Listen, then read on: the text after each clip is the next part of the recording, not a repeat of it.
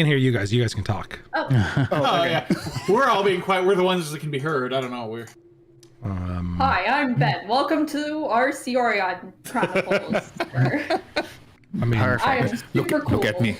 All I'm right. the bed now. No. Right, Sarah, wait, Sarah, I'm here going to we need you to do the intro now. Go right ahead. go. Look at that. Yes. You got the camera. Yeah, there you go. Hi. I have a drink with me too. Welcome to Cyorion Chronicles. I'm the DM, Ben, and now let's introduce the players. Hi, Mom. Hi, Mom. Hi, Mom. Hi, Sam. Hi, Mom. Hey, Sam. Hey, Mom. Sam, hi, Sam. Everybody's here. I mean, hi, Mrs. Sasnovska. That's what I say after. I call her Mom too. Yeah, totally. That is exactly how he addresses Mom. Oh my gosh. So So we don't get together in a week. We get wacky. I know, we're wacky. So welcome back. Thank you, Sarah, for that phenomenal introduction. Now I don't need to say anything. So we'll start with player introductions, starting with Josh. Howdy, I am not Ben. I'm Josh. I play a human alchemist gunslinger. His name's Jaeger. This drink is going to be empty quick today. Next is Sarah. Hi, I'm Sarah, and despite the wonderful performance, I am also actually not Ben. I play Maximil. I play Maximil, the Tiefling Sorcerer. Oh, Lord. Magic. Hello, everybody. I'm Magic, and I try to be Ben, but my beard needs to grow a little more. I cut my. Oh, nice. And I play Tarak, the half-orc Way of the Shadow monk. And Zach. Hey everyone, I am Zach. I'm also not Ben, although if I grew my facial hair out a little bit, we could look like brothers. I play Doran, the Dragonborn Barbarian. And Nate. That's me. Hi, I'm Nate. I play Soren, the half-elf rogue blade singer wizard. And Sarah, I'm going to need your finest David impression since he's not here now, because if you're so good at impressions today. Putting her on the spot. Yeah, no, that's what she gets. Fair, I get it. Hi, I'm David. I have a little bit of a lower voice. I play Botrin, the human witch. That's pretty good, actually. That was really good, Got really the good. Intonation Yeah. nailed it. That's good. Sorry, David. Sorry, David. Unfortunately, David's not with us this week. He was not able to join us this week, so we'll see him next time. But we were gone for a whole week there because I decided to have family hang out with me, and we were drinking way too much and playing way too many board games, and Michaela was just destroying my charity stream character. Yeah, I don't know who missed it, but not this last Saturday, but the one before, we did the charity stream, and Michaela rolls in and donates $20 so she can apply 4 -1s to my character simultaneously. And it was the only donation that was called out on stream by Dono Name, because it was we think we should say this XOXO signed Allie, and she tried to get me murderized. And then my poor manatee just re-rolled into oblivion and got a -2 on their roll to try to swim away. Tried to swim. Manatees can swim. It was a massive whirlpool, and that's the joke now. They're like, oh, your manatee can't swim. But I'm like, he was in a whirlpool. He did his best. It's not my fault. He did his best. He's got small flippers. He did. He was just a happy dugong boy. Anywho, so last session we wrapped up in the Temple of Vakoth, facing against the Prophet of Rot. Really nasty fight. Real nasty, little homebrew guy that had some really fun actions, swapping places with Maximil and almost getting her killed. Fucker. Oh yeah, he was nice, and poisoning everybody. Managed to take care of that easily. Saved the tapestry. Kind of. Spackle zipped over there, pulled it out of the pool of liquid death, is what that was. Got the tapestry out, you guys sat there and took a look at that and found that, just to remind everybody what was on there, you could Cyorion was kind of rotted. Like whatever was on the opposite end of this, behind or on the other side of the planet, was all rotted off. And what you guys saw was the rim or the rime of the planet, a place called Holderima. This is frost ring around the planet. We're able to see vividly on there the shell like cracks and stuff around the planet, like at the atmosphere level, and those like went into some glistening threads that traveled between the two moons of Cyorion and then up to the sun at the other end of the tapestry that also had some weird like black claw shape around the backside of it. Looked like a pretty good tapestry. Everything was in good shape and I was like really nicely put together until Maximil noticed a loose thread. And following on the themes of thread, she's like, oh, I'm going to pull that. Pulls on that. And the rest of you instantly unconscious. And Maximil fell into a dream state, pulling on this thread and thinking, ooh, Verdoinum's going to be nice to me. But no, you make fun of the beard and the voice. You get knocked out with Emana stuff. So instead, Emana haunts Maximil in some strange, fucked up dream state. The rest of you watched as a liquid death acidic tear poured out the side of her head, leaving a scar. And she was cursed. And was it not anytime you took damage, you took a point of necrotic damage. However, Soren had the capability, I think, and cleaned it up for her, removed that curse. But the scar remained, and so Batrin encouraged Spackle to tattoo it, which, pardon me for a second, I'm going back to our art share channel because it is in there. I know it. If you're not in our Discord, you should be, because now we have an amazing art share channel where I don't know how this community of like phenomenal people that have come together to just watch us play D&D and hang out with us, I don't know how it's populated such amazing artwork. But Sam Bone, who hangs out with us in Discord, posted this amazing piece of art. I have an art share. Cool. I do have an art share like special thing, so I'm just putting it in there now.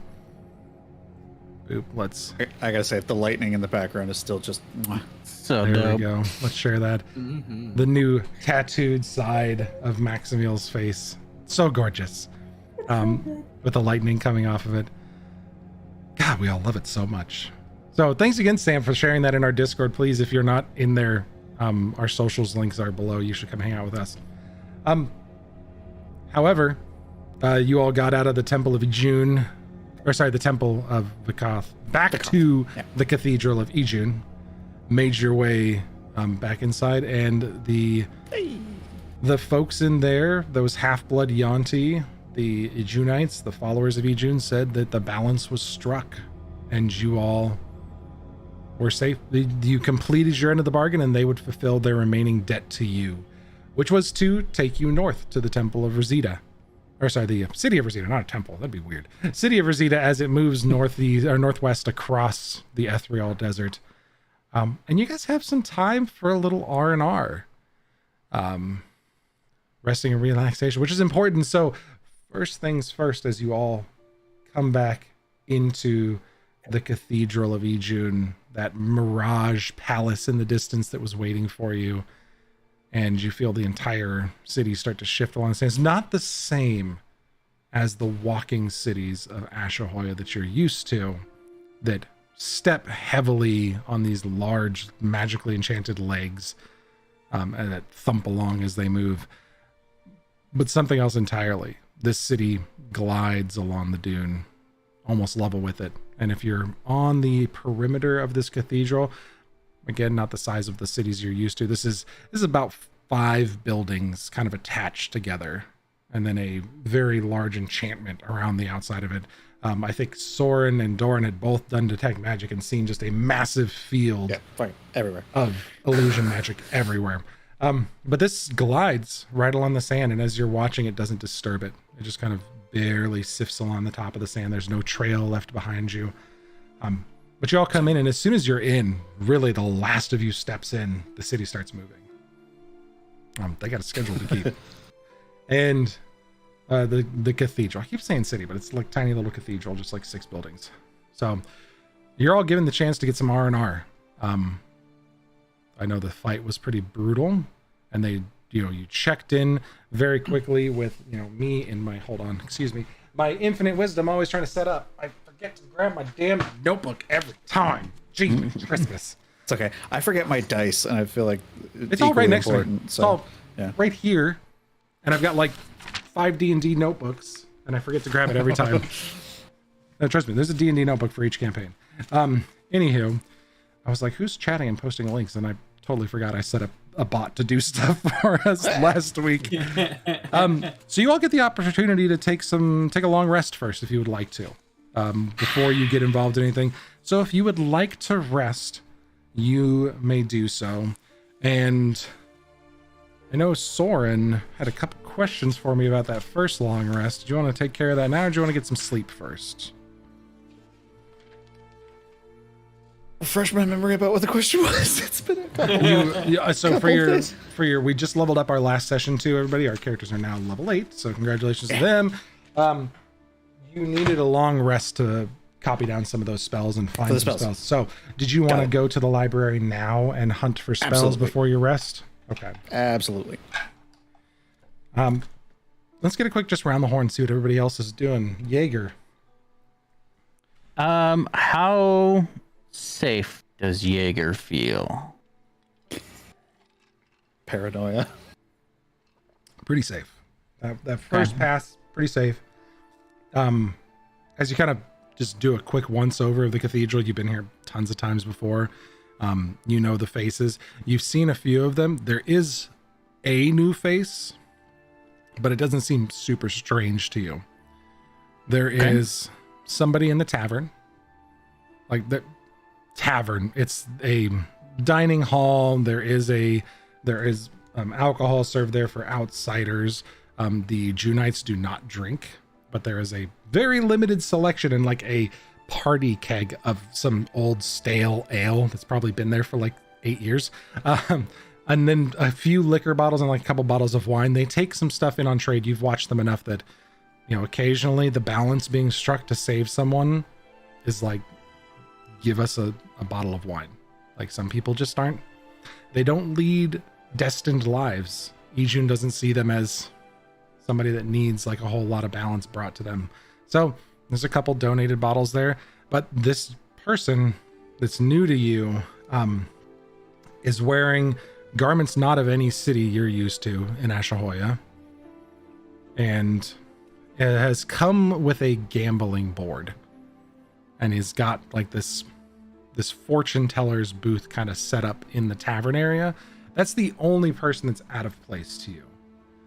Otherwise, completely safe. You feel like the city is well protected. They brought in one new person while you were away. This person showed up and is now in the eatery area. Everything else seems to be on the up and up. Okay. Jaeger just lounges, basically. I'd say that I would be probably just watching this individual, seeing if they go anywhere, interact with anybody, just lightly keeping watch, but not anything crazy. Yeah, kind of as soon as you come in, he starts talking to you if you're going to let him. Otherwise, no.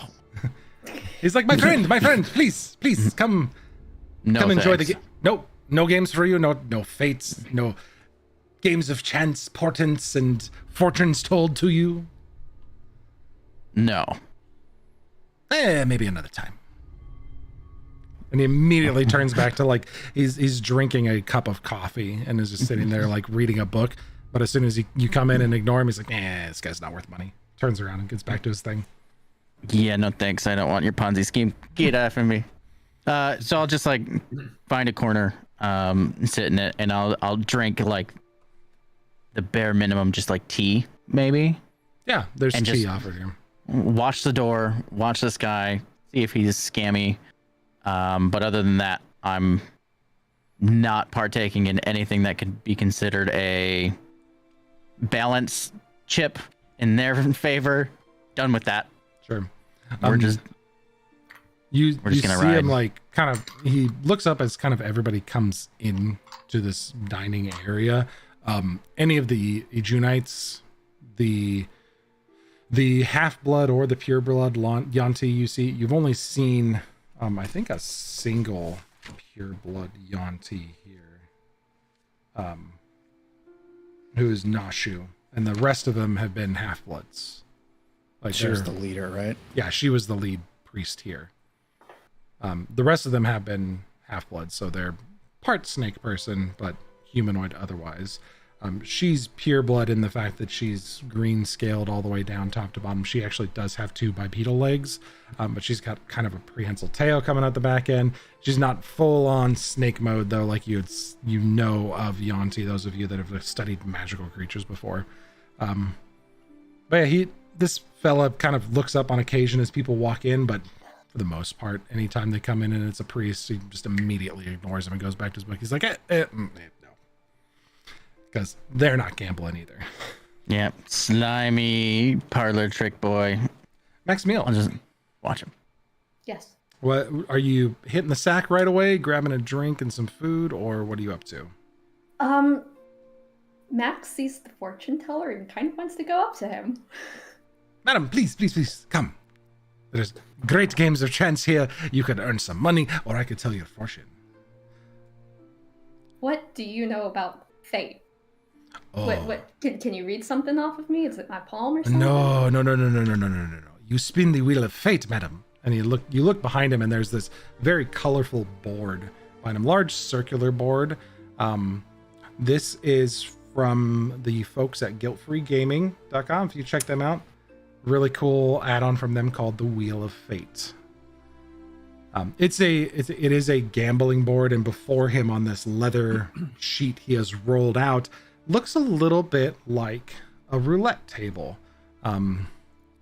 Depending on what people do, we'll go ahead and activate this so you guys can see it. However, there are odds for this. There is a thing.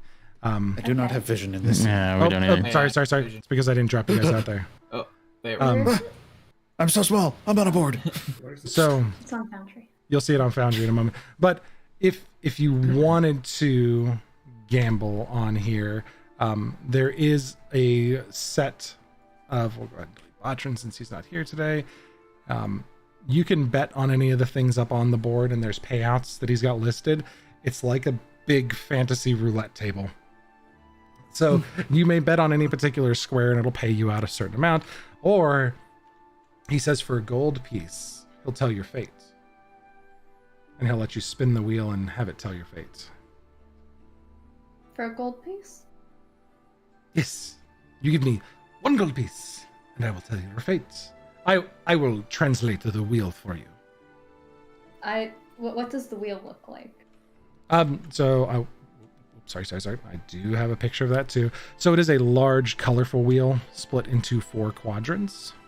And I will post a picture into the lore and information chat for the Queen's Frost Crown so you guys can see it. Ooh. On the 4 corners, there is a moon symbol, a sun, swords, and shield. And then the wheel is numbered 1 through 9 in each of the quadrants for those 4 symbols, and it's colored to those.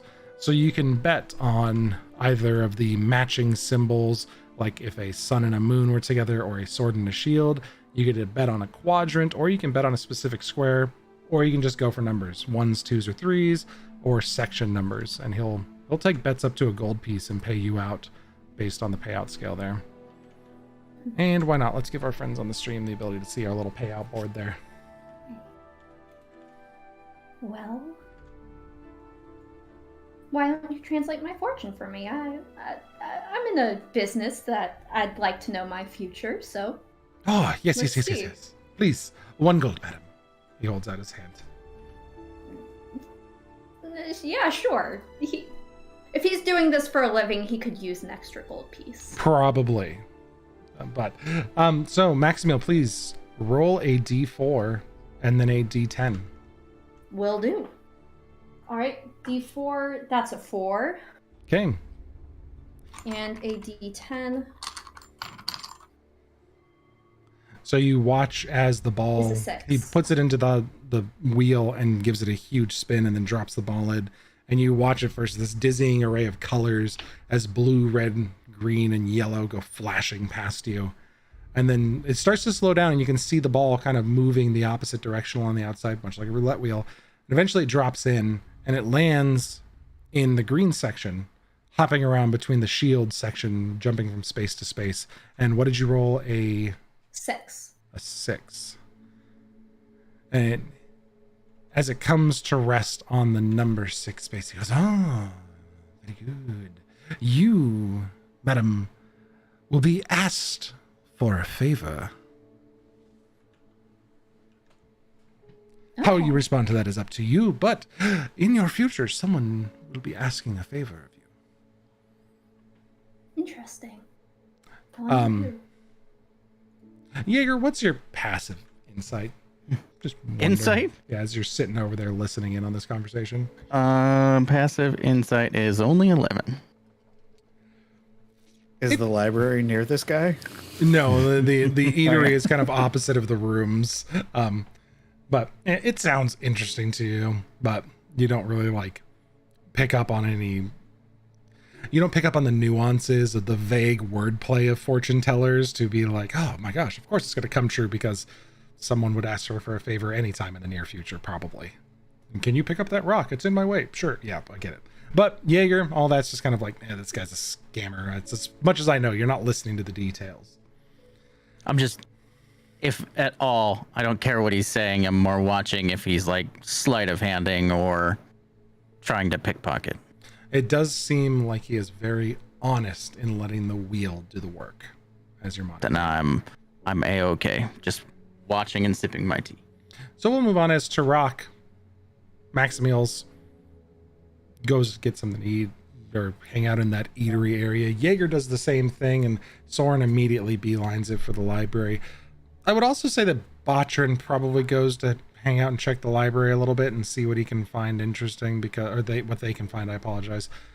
What they can find interesting in the library, having spent lots of time in libraries in the past. Cool. So, Tarak, what do you get into as soon as you get back to the cathedral? All right. Well, Tarak is pretty bloodied from the battle, and he's also still recalling being immersed in what we term liquid death. So he's, as much as he'd like to hang out, as soon as he just grabs something to eat and he takes it with him, and then he's going to try to get cleaned off, get some rest, maybe try to get his clothes cleaned. Perfect. And then come back and hope the next day won't involve any dippings and nasty stuff. So your clothes at the leg that dunked into that liquid death, which was acidic, necrotic, just smelled horrible and burned at the flesh as soon as it touched it. Your clothes immediately were gone. Like at that point that touched it, it just rotted them off. It was so very caustic that the fluidness and like the lightness of that. You can correct me if I'm wrong, but I'm assuming like a hempen or a cotton type garment, something very light, just kind of disintegrated right off of you. Okay. The hair that was on your legs missing, and then the singed burn, almost second degree burns just etched into the outside. And it's noted as you come in, and like as you're getting something to eat, a couple of the priests approach you. They say, "We apologize for the interaction you had. That is not something we would wish upon anyone. Here, please, take this." And they lay out a small wooden bowl that's filled with a salve. Apply it to your leg tonight before you rest, and wrap this cotton bandage around it. You should feel better. All right. Tarak takes it very graciously. So great and gratefully. And and then he does as they say, and then the next day he's actually he goes, do you know where I can maybe get some other garment? It seems like this one is beyond saving. We could have some clothes brought to you. Would you prefer that they're in the colors of Katya, like these ones, or would you like them more in the orcish style? Just something simple. I don't like to stand out. Very good. Yes, we'll bring something to you. It'll be outside your door in the morning when you're ready. Thank you. That is much appreciated. Sorry. It'll be just inside the door since you guys are staying in that bunk room. It's kind of all the bunks. And with that, he just grabs a mug, of ale, and just kind of wishes everybody a good evening and retires to try to get some rest. So you grab the salve, the mug, you have a little bit of food, head back to the room to sit down, begin putting the salve on, and there's a stench. You're pretty sure it might be coming from that salve. But then you remember what it smells like when ale's left out at room temperature for a day or two, like the next day after the party. And you realize that cask of ale that they have in there is probably ancient at this point. It's got some funk.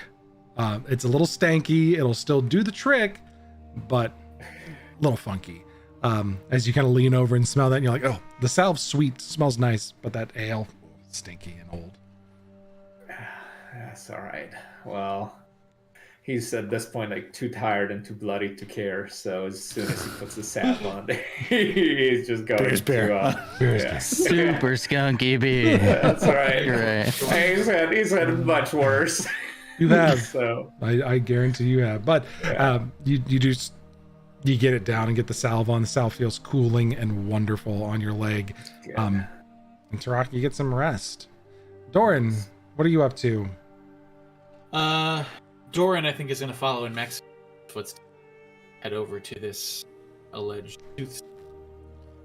You're cutting in and out a little bit for me there, Zach. Oh, sorry, am I cutting out? Let me raise my threshold on. There you go. You sound much better that close. So, as you're coming in, you hear the wrap up of Maximilian's.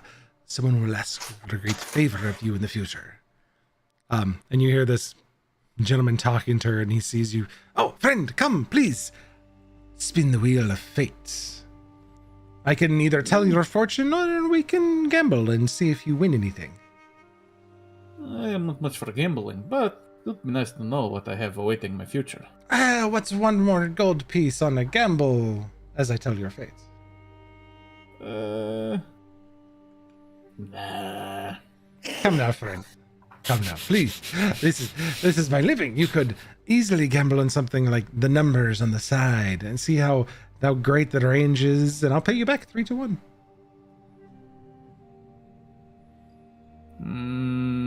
What about you, madam? I've told your fate. You could gamble on his fate. No, thank you. I gamble enough with his fate already. I somehow landed myself as being the healer of this group. True. I mean, no. Not to forget the countless times you've electrocuted me. Okay, well, look. That's not entirely my fault. But, she kind of sits down. I wasn't the one. I was the one shooting lightning from my hands.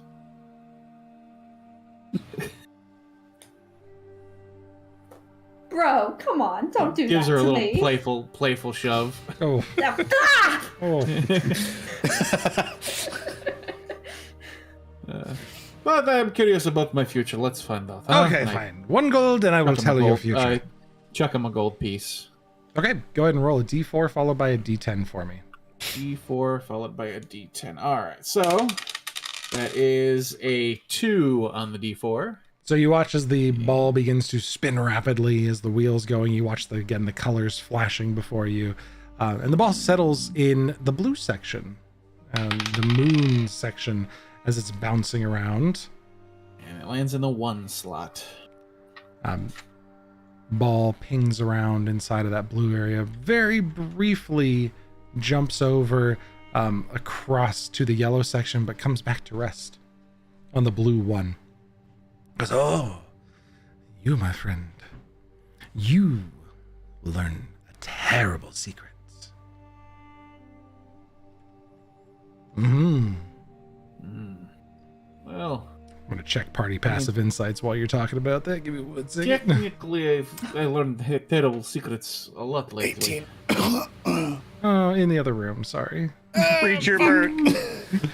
Mine's 13, so. Yeah. Doran, unfortunately, you're just kind of like, oh, yeah, good. I learned terrible secrets all the time. There's really nothing new about that. So, what's one more to add onto the pile, huh? Yeah. Now come, friends. Spin one more time and we'll gamble. It'll be fun. I promise you. We already said no thank you. You can't blame a guy for trying. Okay, well. No, but... I only gamble with my life, never my money. That's unfortunate. Your life is irreplaceable, but your money is not. Depends on who has the diamonds, really, but... Well, I am sure that you can find copper most anywhere, but you will not find another soul ready to, live your life as you have. But very well. Please, enjoy what little food and drink is here in this tavern as we make our way to Reseda. Thanks. And he will go back to his book and his coffee as he's told a couple fates, but nobody seems interested in playing his games of chance. You all get some food with what's available. There appears to be some roast meat of some sort that had been captured or brought in. Could be camel. You're not sure. Makes you feel a little sad remembering what happened to your poor camels. Where's our friend? She is currently parked up in it is pretty late by the time you guys got back. Your friend does have a name, and I'm scrolling back through my notes because I'm not going to I've misspeak it. completely Chana. forgotten all about her. Holy crap. Chana. Chana's back in the room, kind of in the bunk room, hanging out. Okay. But she's asleep right now because it is pretty late. However, the rest of you can go about doing whatever you like, getting some food, heading to bed, as we cut to Soren, who went directly to the library. Just flipping through every book that I could possibly find on arcane formulas and scripts, and doesn't make any fucking sense. Why would it be? Right, fine, just copy it down. Doesn't matter. Make an investigation check for me. See what you can find. Right. Yeah, it's decent. 11 plus. I can never remember my investigation. It is 4, so 15. You do find with a 15 the spells that you were looking for. There appears to be a couple wizard's tomes in here that have been picked up on trade. They're fairly low level, not very experienced wizards. Maximum spell level of 4 on a couple of them, and you're able to pick up the new spells that you were looking for. Cool. I will allow you to roll a d20 though to see if you can find any spectacular spells available. Plus anything? You're d20 straight. What does a 12 get me? 12 is going to get you a maximum level of 4, unfortunately. So you don't find anything too super interesting. You do find a 4th level spell, however, marked in an obscure book that's got a label kind of attached to the edge of it, because you open it up, it says Dominate Beast on the side of it on this little label, and you open it up and read it, and you don't understand the spell language, since this is specifically for druids and sorcerers. It's not something you understand. Would I intuit like that would I know what kind of out of character, what classes can cast it? Make an Arcana check. All right. That'll determine. Or is it just like I just look at it and I go, I don't know. Well, it literally has a label because everything is labeled in here. They bring things in and they label them. Another 12. 19. 19. Yeah. You with that, like you can figure out, like, intuiting from the language on the scroll, that Maximil might be interested in this, but that's about it. Can I roll like an insight check to determine whether or not they would be okay with me taking this? Because I don't think that was agreed upon. They said our library is yours to use. Yours to use. That's up to Nate to decide what yours to use means in this situation. Ballet. I'm gonna take it. Just sit there for a moment. Just.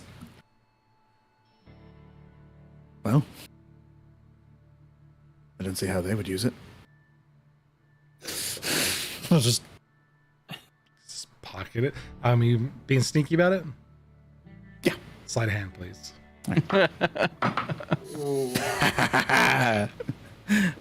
That's a natural 20 for a total of 25. Oh yeah! There it is. You slip it away into the pack while nobody's noticing, and the few people that are in there studying are busy with their works. You can definitely see a couple times like the eyes shift down and then back up at you. But this time, as they're not monitoring. Yes. Well, they're not monitoring you.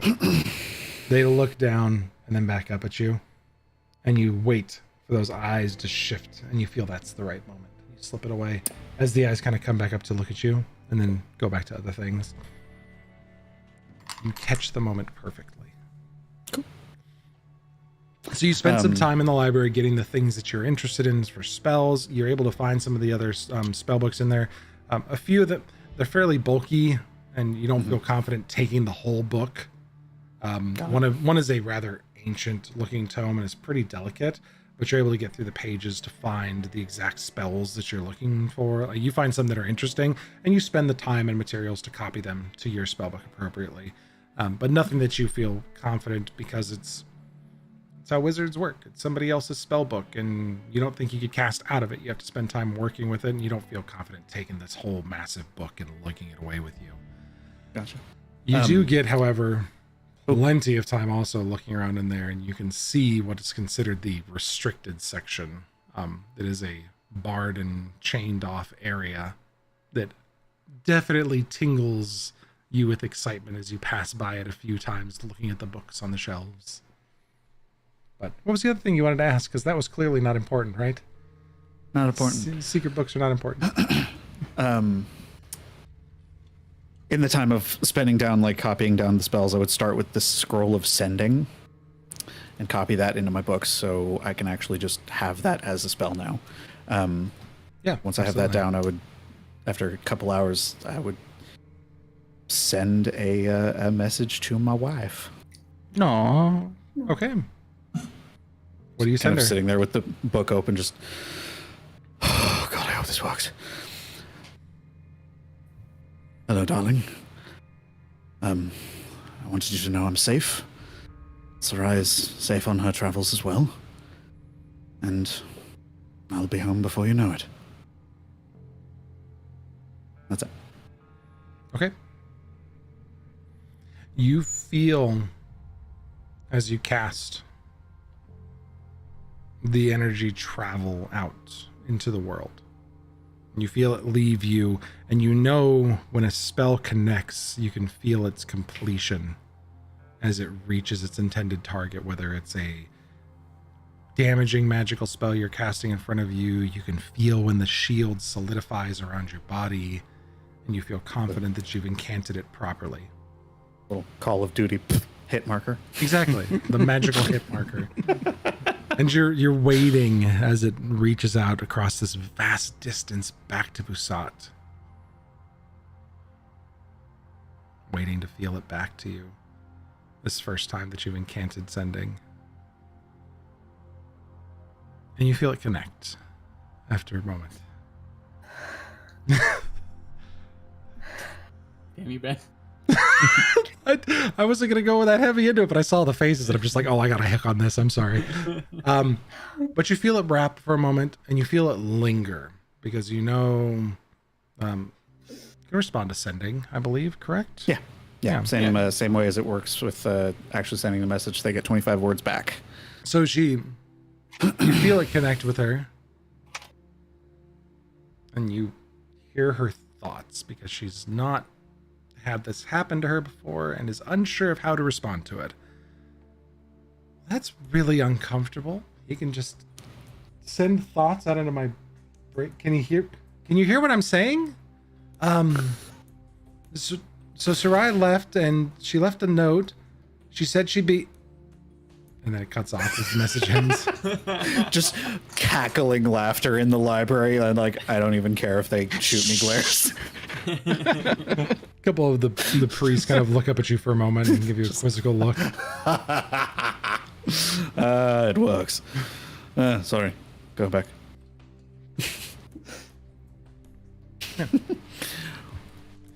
I'm trying to think if there's anything else I want to do. No, I'm going to be a good boy. I don't want to fuck up our ride back to the city. I'm not going to go into this forbidden section. Okay. But I will send my cat in there. Yeah. Absolutely. Just a quick kind of like, just a little trot. Kind of just walk around through the aisles and see if there's any like interesting titles that catch my eye. So, you let Astrid know what she needs to get done. And poof, poof, poof, she appears on the other side of the gate. Very stealthily, of course. Of course. Trying to remain hidden. And you see her kind of whipping, just poof, poof, coming up between the spots, reading things, trying to glean what's important off of there. Then the labels in here are in a completely different language. You saw this language before, Soren. It was etched on the agreement that you made. This is the language of Ijun. This is what the temple uses for their communique. It's a language you would have to study extensively to understand, and it's foreign to you as you're looking at it. And unfortunately, the entire restricted section is labeled in that language. So you turn instead to the titles on the spines of the books, hoping to find some interesting things in there. You find a couple books in Elvish. Okay, I speak that are Elvish. interesting. You find one that's a dissertation, more or less, regarding the experiments on half-breeds and phenomancy. You find another book, a practical guide to phenomancy. You find 4 or 5 other books relating to phenomancy. Old books related to this blood magic in various dates and times and construction, but all old books nonetheless, 100 plus years old, 200 plus in some cases, dating back to the saga of the Blood Orcs, long before Burraz, hundreds of years ago, when phenomancy was something that was being explored and discovered, back when it was not as gauche or taboo to talk about, when it was a exciting new magical science that was available to people. You also find one exciting and interesting book in common that's written out. That is an artificer's study of the Yurig. Does it have a name? It does not have a name associated with it. The spine, all you can see is the title. And it refers to them as Yurig. As Yurig, yes. Okay. Make a history check for me. All right. I'm okay at those. Ooh, not good. That's what's that? 7 plus 7 is 14? Yeah, 14. 16 would have got you the name. Damn it! A 14, you can tell that this is a Dwarven Company crest on the spine. There's not a author associated with it. It's likely on the interior of the book. However, on the spine, it is stamped with the crest of a Dwarven mining company. Interesting.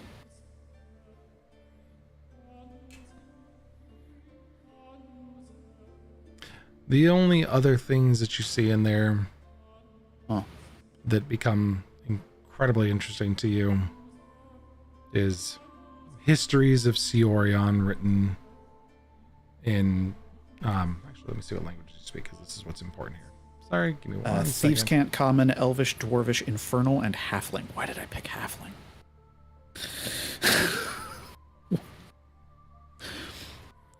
Interesting choice, I Halfling. thought I thought I had Celeste. That doesn't matter. You could be like the dumb human. So for common, you find one article. It's kind of like a pamphlet, more or less. There's a stack of them, and kind of on the top of like this pile, there's a few ones you can't read, but there's one that says experiences in Holderima. It's Arc Explorer Ying Logs, history of a trip to the Ice Rime.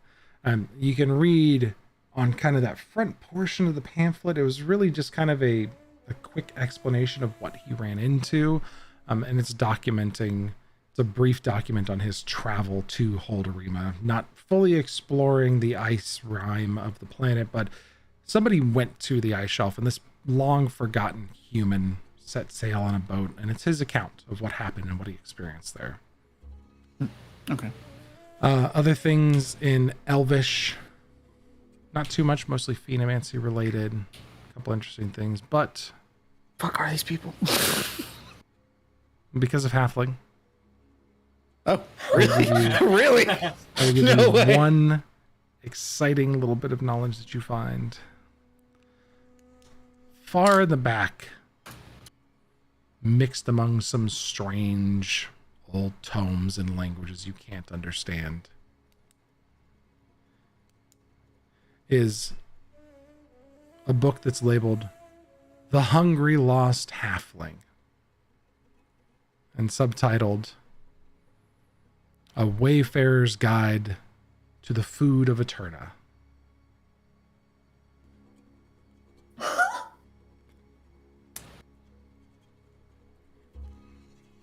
And this book is chained to the wall, correct? Chained to the wall behind a chained and locked gate way in the back.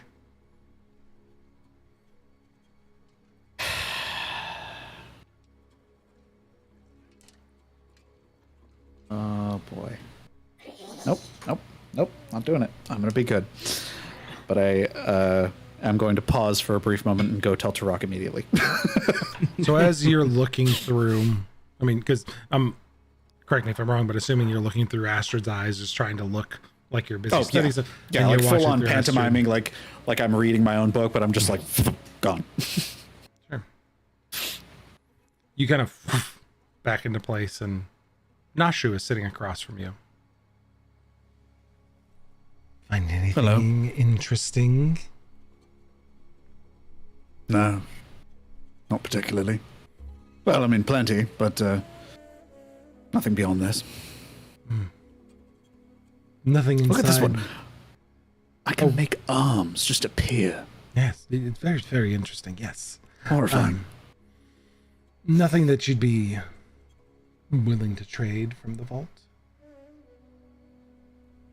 Still kind of just looking down at the book, copying notes. Well, to be perfectly honest, I don't really know what you people want. You speak in mysticisms, and there seems to be no order or reason to whatever trades you orchestrate with people who you pick up out of the desert. Yes. Ijun reaches out to us in interesting and new ways. However, there's clarity in what she tells us. Interpreted by whom? It's interpreted directly. Do you not speak with your god? I have no god. Then no. However, Ijun directly commands us and tells us the things that are of interest to Ijun and what we should hold on to, and she can see what's coming. She knows how to balance the future. A large ledger, if you will, across the souls of Cyorion. However, Interesting. How did Ijun factor out the balance of the genocide of my people? Ijun had no involvement in Burroughs, the corruptor's reign. No balance applied to that whole equation there? No. Unfortunately, when standing against the power of a god, Ijun was powerless to stand against it. You think Burroughs was a god? Did you not know of the power he commanded? I saw it firsthand. Then what other powers do you know that can control and command entire populaces of cities? What do you know that can reach out from the heavens and smite an entire city?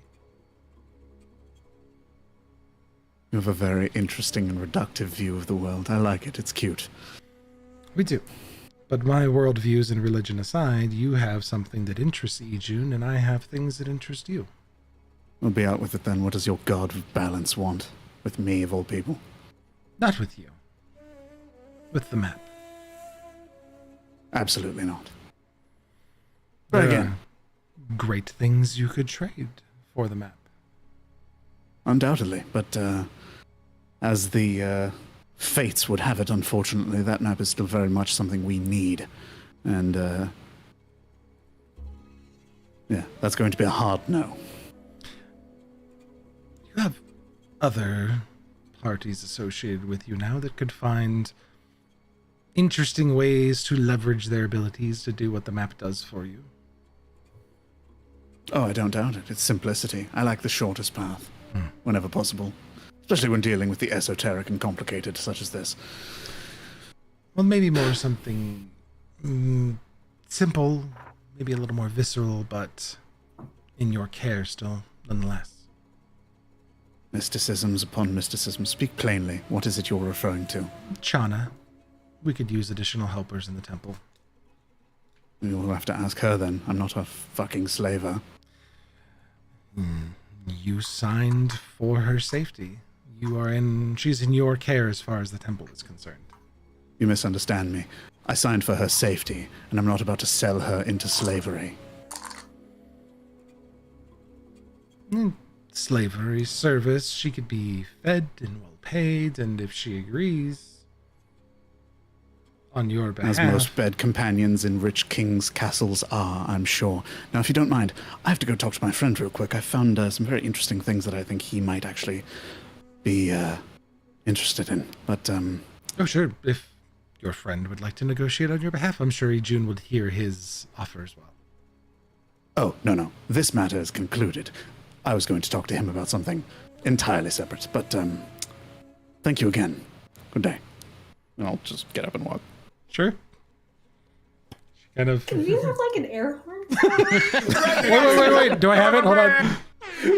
No, Do we have that? My effect board is not working for some reason. I have to reboot my XLR, but I have the air horn effect programmed You can in just there. hit your was double just- tap the profile. I need now, Sam. I need a drawing of Soren just dropping a microphone. All right. We're trying it again. That's cute. It's not working. I don't know what's going on. Oh. It's there. I have the MLG air horn sound effect waiting to be played. Just gonna randomly play. Yeah, I know. Like we're gonna be playing in 30 like times. Soft touching moment.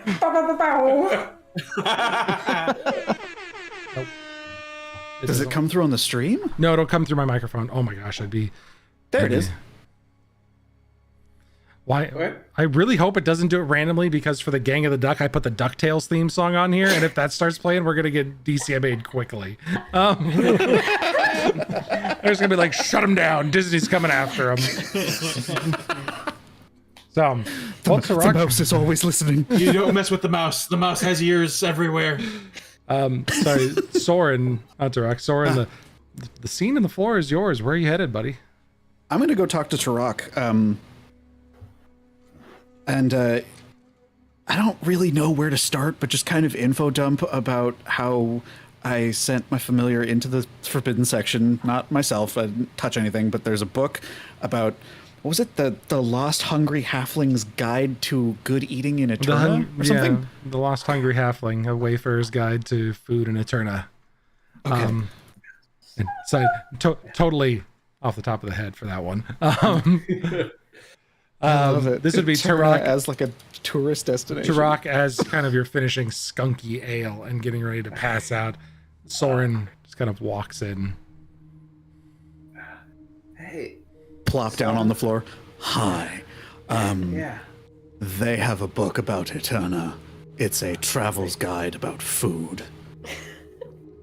Sorry. Now- how about He's looking at his ale. He's like, "Have you had a lot of this?" Of Just all things, why would anybody sitting like legs it? crossed. Now, correct me if I'm wrong, but everything we've heard about that place does not strike me as a fucking tourist destination wherein one would have a travel guide for food. Right? Yes, I would agree with you from everything I know about it. I suppose people need to eat everywhere, but a halfling's travel guide? Right. Why halfling? Why? Like So he's what going there. What did the book say? I don't know. I wasn't able to open it. It's behind a chained wall, behind chained walls, and chained to a wall, and wall made of chains, and it's all very locked down. But it was called the Hungry Little Halfling or something like that, and it was about travel guide. It was like it was as if they were a pamphlet about visiting Eterna in a very casual sense, is what I intuited at least. Did you That makes sense. Did you get an idea of how old this book was? Ben? Give me an insight check. Hey, I'm good at those. Okay, so this is the first time I've ever been able to use this feature. I rolled a 6, but because I have this thing, where did it go? I lost it. It's gone. I get to treat it as a 7. One more. So what's your total? So it's 15. 15 total, solid. That book predates the War of the Faceless. It is at minimum 150 years old. Really fucking old. Like, older than me. The halfling script that is on there is not modern in any sense. Okay. Damn, Yeah, really that is bad. old, my friend. That is old. Older than you. Start scratching the grays in my beard. Just Correct. Shall we have a look at it? Well, therein lies the complication. It's behind a series of walls, and it's chained to Is the it- doors, and they want. Is it dark in there? So as Was it dark in Tarak is talking, you suddenly feel a tingle in the back of your head, Soren. What kind of tingle? As your wife reaches in, it cost me 2 gold, but I went and I spoke to a wizard's guy. He said you did sending. Nice to hear from you. And it cuts. Hey, you okay there, son? I'll just like sound blue out screen for for a a bit. second. Yeah. Hold on, I need to count. What? Hold on, I need to count. Tarak's looking at the ale. This must be something in that skanky ale. What the? Ben, does hold on, I need to count as part of my word? You spoke it aloud. It's 6 words.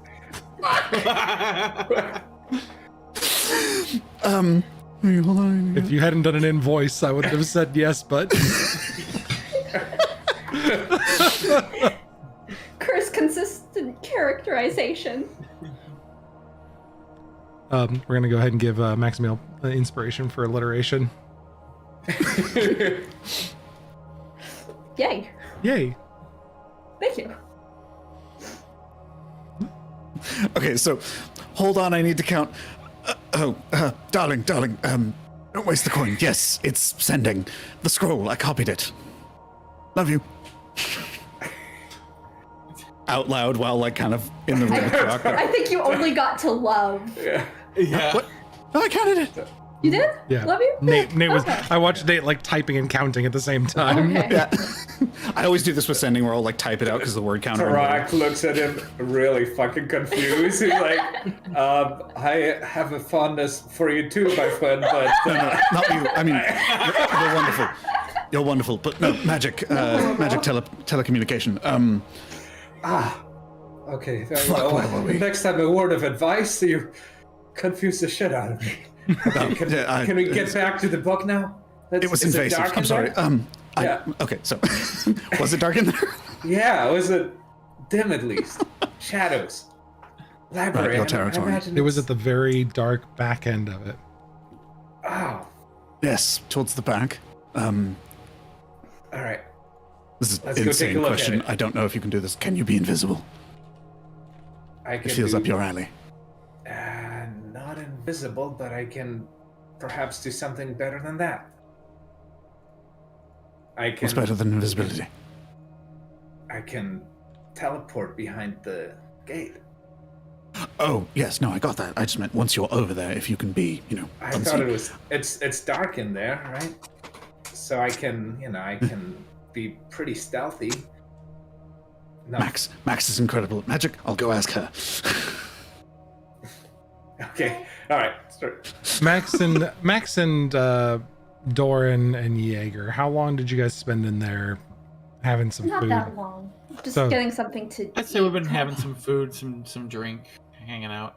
So yeah, this would probably be as you guys are coming back to the bunks to turn in for the night, and Soren turns around and be like, "I'll get Max," and she's in the doorway. Oh, God, hi. This is an insane question, but can you make people invisible? Please say yes. I can possibly do something interesting, but not quite invisible. I've been Why playing doesn't anyone around ever just with answer yes or something. no to this question? Okay, I'm kind no. of invisible. But As Spackle floats in with Botrin, who's like got a little bit of snacks and like, So, no invisibility, but it's possible I could turn you into something that could be invisible? I don't know. What, you can turn us into other things? Yeah, I think so. That's something new. I've been feeling around with it for a while. I haven't done it yet. I weird. didn't want to accidentally turn someone into a toad and them not be able to come back. But, I think I might like life as a toad. Seems simple. Rivet. But I mean, I can also just make it incredibly dark like Tarak does, just in an area. But that's because I'm a tiefling. Oh, Yeah. and that would draw suspicion. Big But sphere of we darkness. could cast dark. You said that book was in a pretty dark area, so we could cast darkness there. Wait, I- we're doing this to get to a book? I know, Oh, outlandish. I found a very Isn't the interesting book library open? on You can just take the books. They're at the the library. bin section.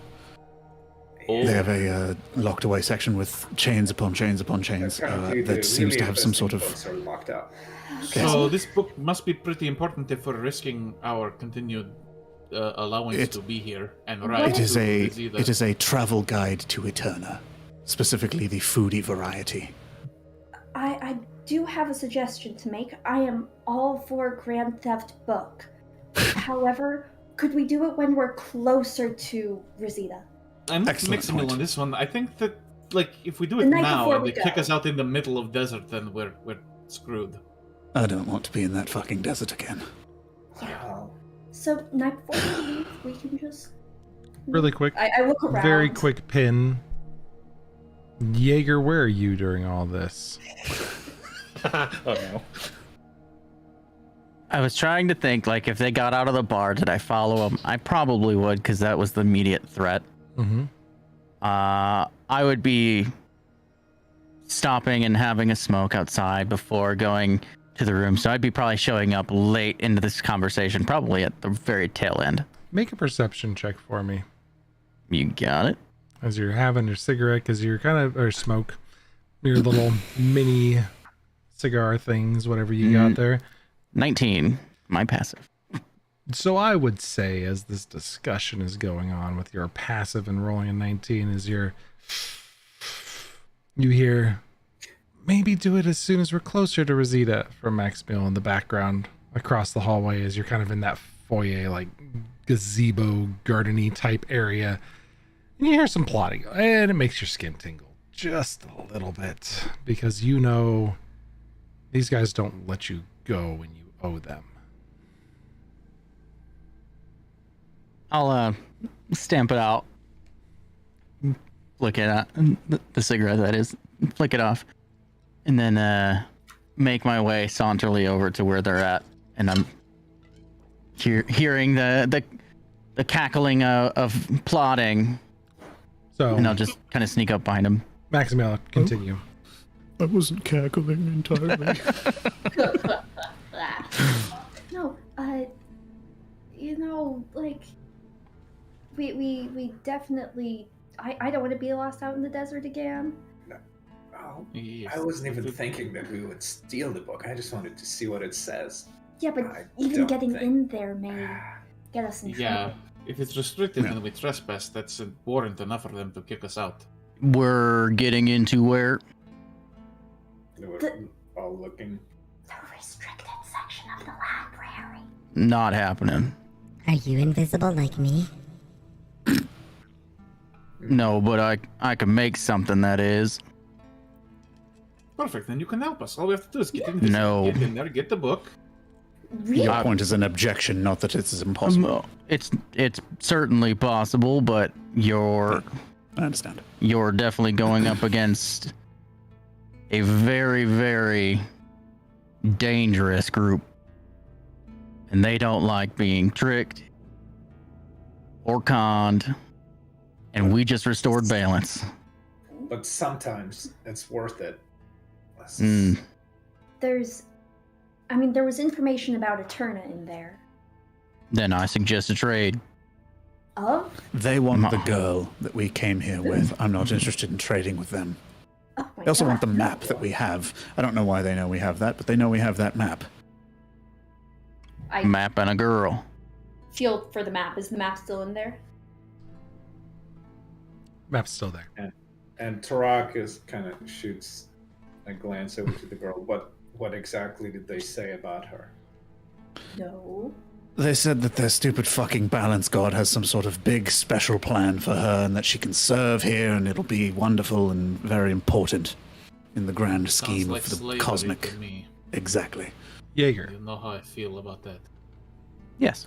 you recall having spent a few weeks here, a merchant who had been beset upon by bandits had a whole lot of valuable things and got saved by the cathedral. They had coin and other things to pay their way, but the balance that they signed dictated, there was service needed. They offered their, the couple of indentured servants that they had to replace them, but Ijun wanted specifically the merchant to work for them.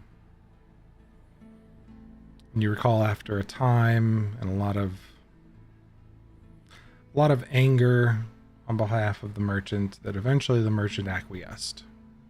The indentured servants were set free with the entirety of the merchant's wares, and the next time you saw that merchant, they were a Yuan-Ti half-blood.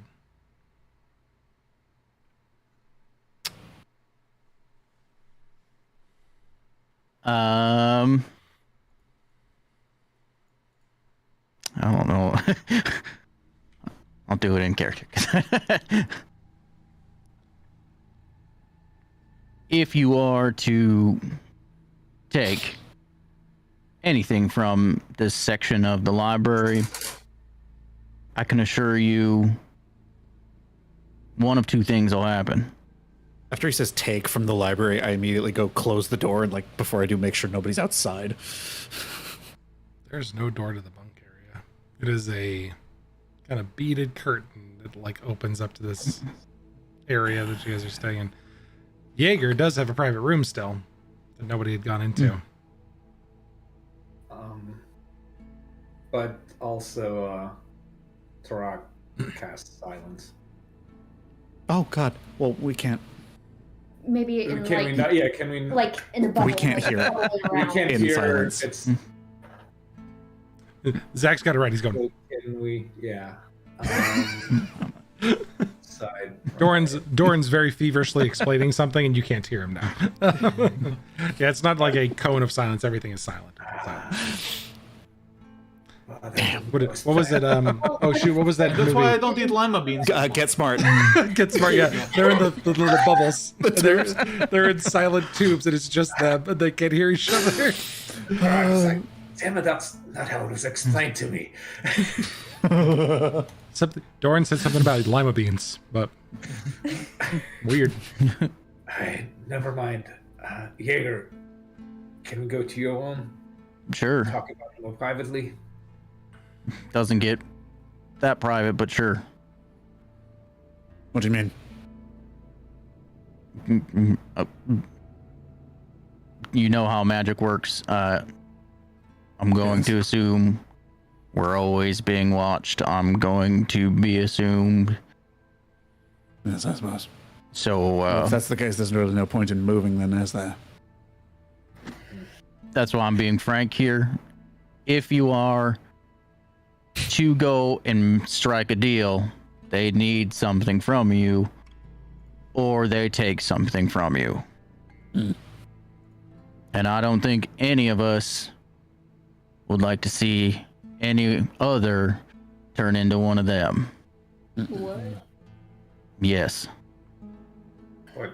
Like Wait, do you what? mean? Xenomancy style? I didn't know. Wait, what? No. I tried to dig a little deeper, but they're very cautious and something's not right here, but they do have a way of making you pure. That's probably what they have for the girl. That's disgusting. Oh, okay. We should listen. probably make sure that she gets out of here as quickly as possible, too. We leave. Yeah. That's how we get out. In agreement. Yes. We take the deal as it is laid out before us. They drop us off near Reseda. We take Chana there, and we get out of Dodge. End of story. There are books. I mean, there's the book about. Then you make a trade. I mean, is there anything else they could possibly want? From what I Couldn't could tell gather ya. from this conversation, no. She seemed quite set on either giving the map or the girl in this sort of trade for information. What's this map? That's It's a lot to not for explain. sale. It wouldn't be for sale, it'd be for trade. You It's know what I definitely not mean. for trade either. It's It's If it's that valuable, then that means you have a mighty fine ask. She seemed to imply that there was people amongst us who could replicate the effects of this map. I'm not What does entirely this map convinced. do? It does a lot, honestly. get the map out. Sure. It It'll finds be easier to ley show. lines and it like shows where we are. Does it still work? I think it worked last time we were in here, right, Ben? Yeah, it did. Okay. So take it out of the backpack, unroll it. That's me, that's Soren, that's Botrin. We did some magic thing and now we can be seen on the map, which is very useful in case one of us gets lost. But it also does more than that. It finds ley lines, it finds possible teleportation areas, which could potentially be our ticket to Eterna. Portals to other planes of existence. That's how we met Patron, actually. He was in some sort of And me. intra... And of course, yes, you Speckle. Speckle.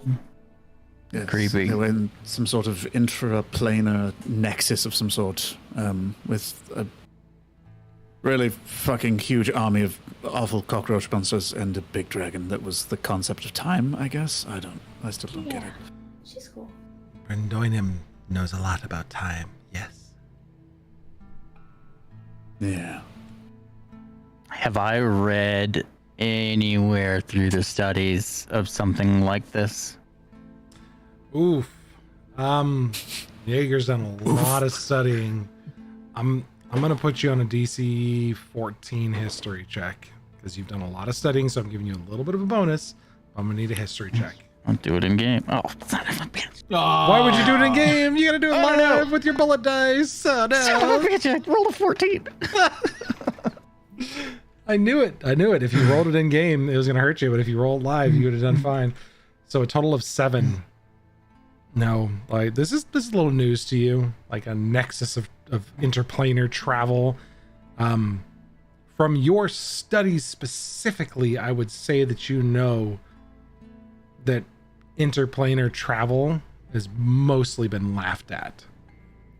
Like there is an understanding among the studious magical elite that other planes of existence are there, but they are unreachable. The prime plane, the material plane, Cyorion, whatever you want to call it, that's the only place where mortals can be, as far as you're aware. And these guys talking about an interplanar travel nexus, that there's no way. Like, this is beyond your understanding.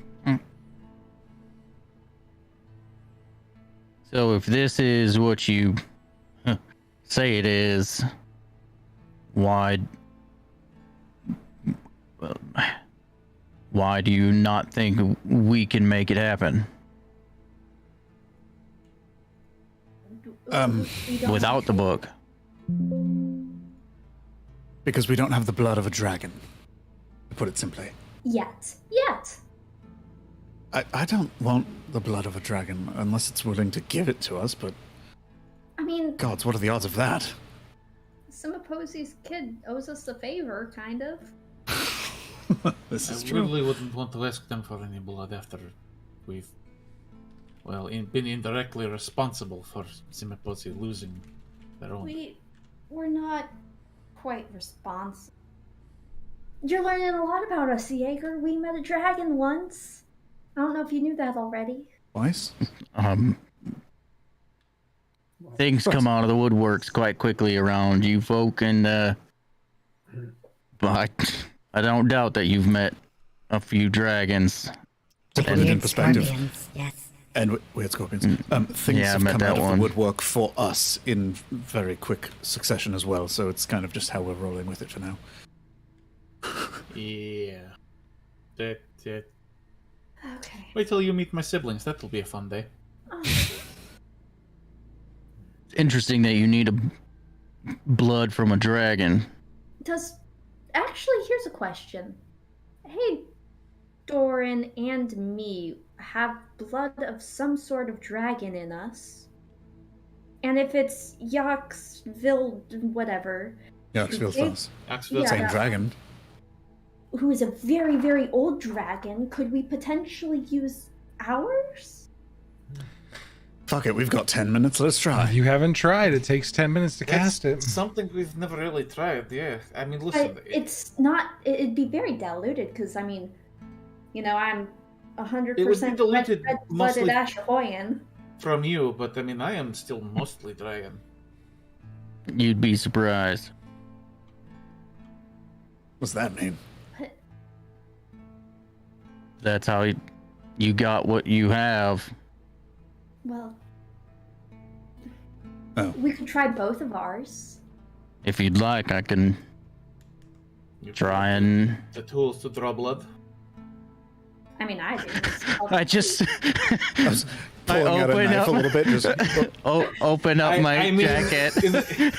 Tell me Yes, I know about you your have the tools to draw blood, but I mean in a medical sense, you have tubes and syringes. vials. Yeah. I don't need tubes. Tubes.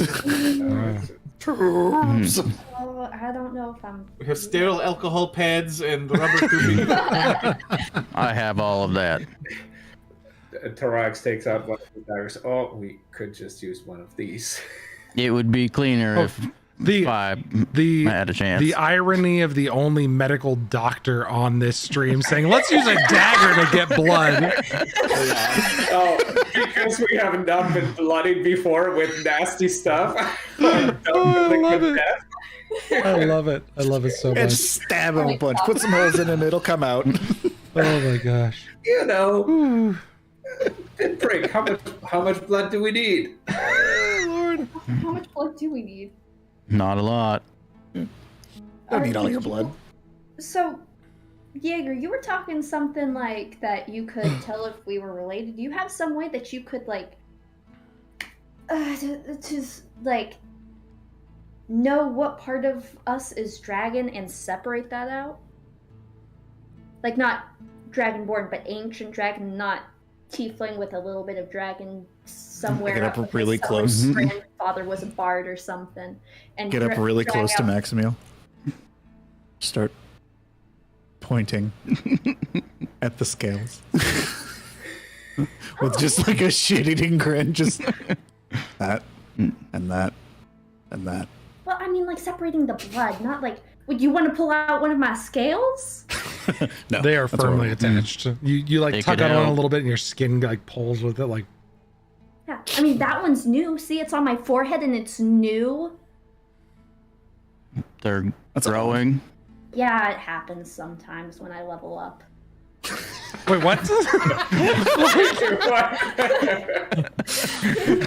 What does that mean? Please. I get more powerful and I get more dragon. Unfamiliar with this term. Kids these days coming up with new terminology. It's so much. It's weird that you just had a birthday. What did she say? Mob, I could hear Mob laughing from my. I love it. I love it. I can't make any promises, but there is a way to tell like blood types and It see. would sort of satiate our curiosity. That's for sure. Let's do it. You afraid of needles? I have been through far worse. It just reminds me of a bad time. Well, all right. Syringe out. I'm drawing some blood. Okay. You begin. Tarak's like wussies. He puts the dagger back. You get expanded after 20-some years. Call me wussy. Would this? Okay, so I don't know if this is too like much of a meta question, but what would this be? I'm thinking of I want to use enhance ability to like kind of help him, but I don't know what stat this would be governed by. That makes sense. Jaeger, you have It'd be- abilities in Alchemist Kit. So this is So your it'd be Alchemy Kit. alchemist. So smarts. Okay. So int. So you could increase his int. And then I have natural philosopher, which means any type of check I get bonus proficiency. Yes, Cool. you do. And you have advantage. So Okay. go nuts. Draw some blood. And of course, you guys got to pull out all the stops on the big checks. Yeah. Of course, you have to. Yeah. This is important. This is. Okay. You go ahead and pull some blood, and I'm going to need an Alchemist Kit check for you with your Okay. limited phenomancyology, your limited applied phenomancy, to be able to determine what the blood is, if there is a blood shared between Maximil and Doran. That's what we're checking for, correct? Yeah, I want If to. it's dragon. I want to try. Identifying dragon is going to be a little bit harder, but if it is the same, I can at least identify the source. So I'm going to set a couple DCs on this. Okay? You got a sliding scale here. You have a DC 14 check to determine if they share blood. If something in them is shared. Pretty straightforward. DC 18 check to determine if it's dragon blood or not. DC 22 to determine what color and what heritage that dragon is. Come on. Okay, so You got I every bonus have- we can throw at you. You got this. I'm proficient with my alchemist supplies. That would be my int plus my proficiency plus half of my proficiency rounded up. Yep. So 2 plus 3, 5. And At advantage.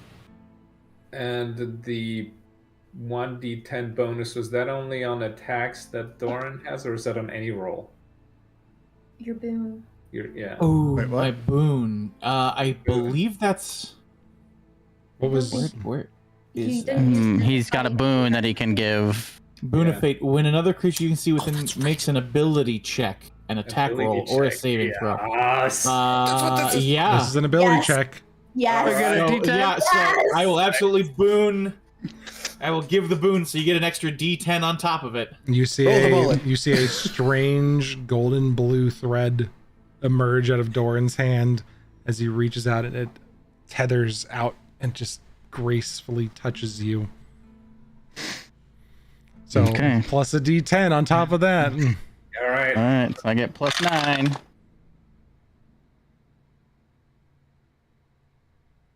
So intense. The high one was 22. I got only 19. Hey, that still gets the 18. but- It beats the 18. Right. Plus a D10. Plus a D10. Yeah. That's what the D10. Unfortunately, it was with the D10. not high. No, you rolled it. And that was at advantage, right? That was at advantage. So you have a 19. That's still It beats great. the 18. Yeah. Yeah, so I don't know the color.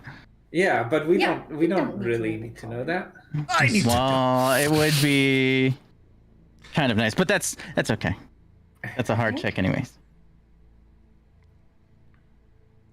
Give me a moment, please. Just a slight moment to check a couple spells and some spell books. Mm. No. No. We'll put on some creepy. Oh, it's definitely time for some creepy. I like creepy. I don't Oh, yeah, think this one. anybody has. This is good creepy. I have identify. No. Oh. I'm not saying what it is just to be. Nope, too high level. You guys definitely don't have it. Damn. So you extract the blood from both Maximiel and Doran. Kind of swirl them both. Get them into the tubes, start your phenomancy knowledge. The rest of you watch for the first time a practical application of phenomancy as the blood begins to separate into different layers, as pieces are extracted, much like a centrifuge might extract blood into multiple pieces. The magic starts to extract portions of the blood into DNA and the matter that makes up the living components and the part that encodes what we are into these small tubes.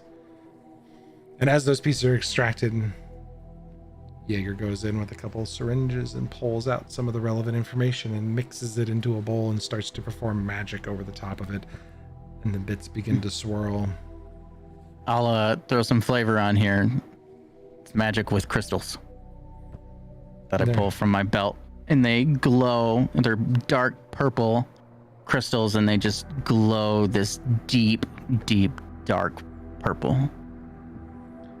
So as the crystals are glowing, Jaeger, you know two things intrinsically from what you find looking over this.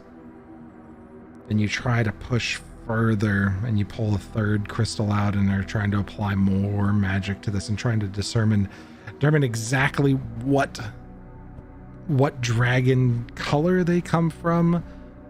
And you learn that Doran and Maximiel share draconic blood.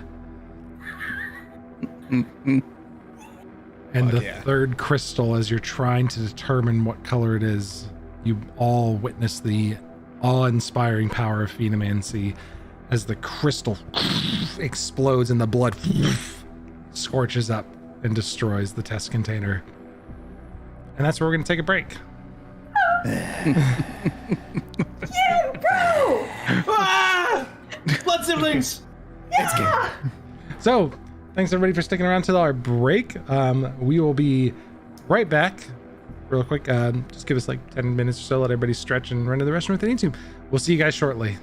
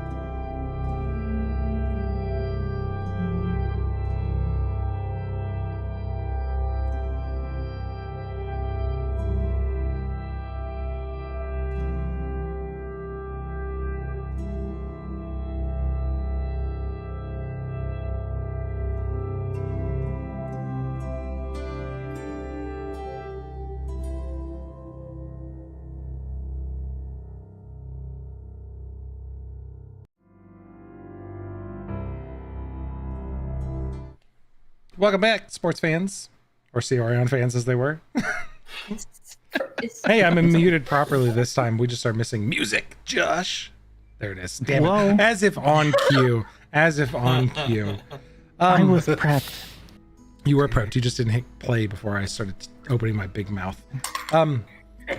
Yeah, just before the break, we had a very serious revelation as fueled by our resident amateur phenomancer,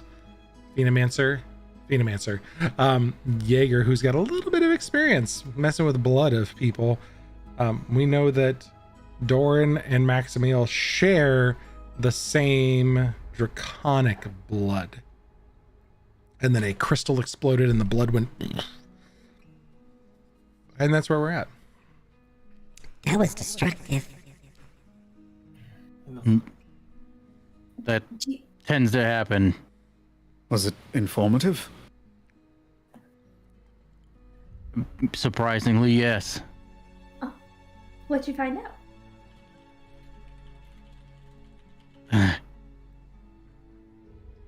You do have some relation, it looks like. Oh, that's wonderful. That is beyond my expectations. This dragon, did they test on you? Well, the dragon that tested on us, this phenomancer, I guess. We only recently found out that he experimented on both of us. Mm-hmm. Yeah. I was also under the impression that, I mean, although they did a lot to me, that I originally did have a little bit of dragon in me beforehand. So, is the dragon I come from the same, like, did you get any information like that? That there's two different ones in me, or is just one, or do you not know that far? It didn't paint that big of a picture. Okay. I separated the blood briefly, and it's definitely the same. Sounds conclusive. What I don't understand is why are they testing on, don't take this the wrong way, multiple races? Mutagenic properties of different size? species and different races being different, perhaps. They want to find out which one suits their purpose best. This is incredibly dangerous stuff. Or it could be that we both originally had a bit of dragon in us, and so that's why they did that. I mean, he probably had a lot more dragon in me than I did. That sounds wrong. But, like, the, DNA that you were talking about? DNA, DMA, DBA, I forget. You got it. DBA? Sure. DNR. DNR. We both have this, like, D&D. Yeah. Yes. That's it. Crossover. We've said the title. We can all go home. We're free! But we both have dragon D&D inside of us, and that's maybe why they chose us to get experimented on.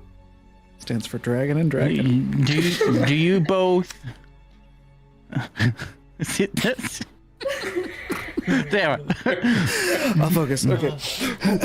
Do you both recall being tested on? Unfortunately.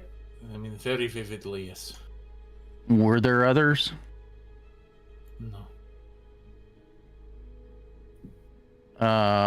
Max. Possibly. Sarah, make a Constitution save. No. Oh! Okay. I usually am good at those, but I was not that time. That's a 6. That was a very painful memory to relive. Maximilian, you take 4 points of psychic damage. Nosebleed. This is just exhausting trauma to bring. You recall, having had those conversations and seeing those situations in your mind. Uh-oh, baby's mad. Seeing those situations in your mind. Spackle, stop it! I'm trying to get through this conversation so I can mute. Having seen those conversations, like those situations occur again in your mind, there's a very visceral feeling that exhausts you. But you do not remember any other individuals being experimented on with you. Okay. Did you get my DM? I did, but I'm looking at it right now. No. Okay. Could I make a guess that could have happened? That is some for the uninitiated, some deep lore that Maximiel just asked about. It's 2 words. Yeah, 2 words, deep ass lore. Door. I don't know if I would deep. No, as far as you know, that individual was gone. You know, Okay. that was the crux of the unraveling of that thread about who you were and like what you were saying to them. You know, that unraveled their whole story for you. It was like, that person is missing, and they're like, they never existed. And you're like, no, they're missing. You've never seen that person since then. Okay. But there wasn't any experimentation on me before that point that I can remember? No, before those times, like when you got picked up, no, nothing. No. No, as far as I know, I was the Ebon Hands special little toy. Wait, but you're not saying that you two were the only ones ever to be experimented on. Surely there must have been others that you might just not know about. I mean, yeah. There's plenty. Possible. And there have been plenty of people experimented on, but And you know that for sure. Yeah, how do you know that for sure? The books, the experiments are all written down. Well, there's plenty more of those as well in the forbidden section of the library, if you like trading. And wait, so You know it said- is restricted, not so- forbidden, Jaeger. So, Dragonborn, or have you seen other races that have been experimented on or read about it? Have I read specifics on races? DM? Sure. Phenomancy goes back hundreds of years. They experimented on all sorts of different races. There was, experimentation on different animals, crossbreeding them with like human DNA, trying to get things. There was a, make a history check for me really quick. There's experimentation on like halflings and dwarves and their ability to withstand things because, they're very staunch constitution, their staunch like ability to withstand poisons and things like that. What'd you roll? I'm burning all my dice. They're gone. They're dead to me. I rolled a 7. Oh. Yeah. Stupid. Screw it. Your proficiency. Done. You're in proficiency. You're proficient in history, and I want to connect more lore. So fuck it.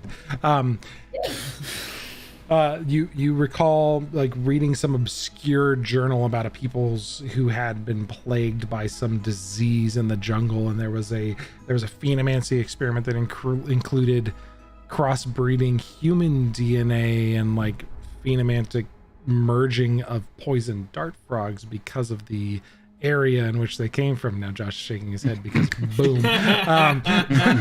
Drobates. Drobates, which is another Cyorion race that Josh put together for me. So, yeah, I mean, you've read lots of phenomantic information.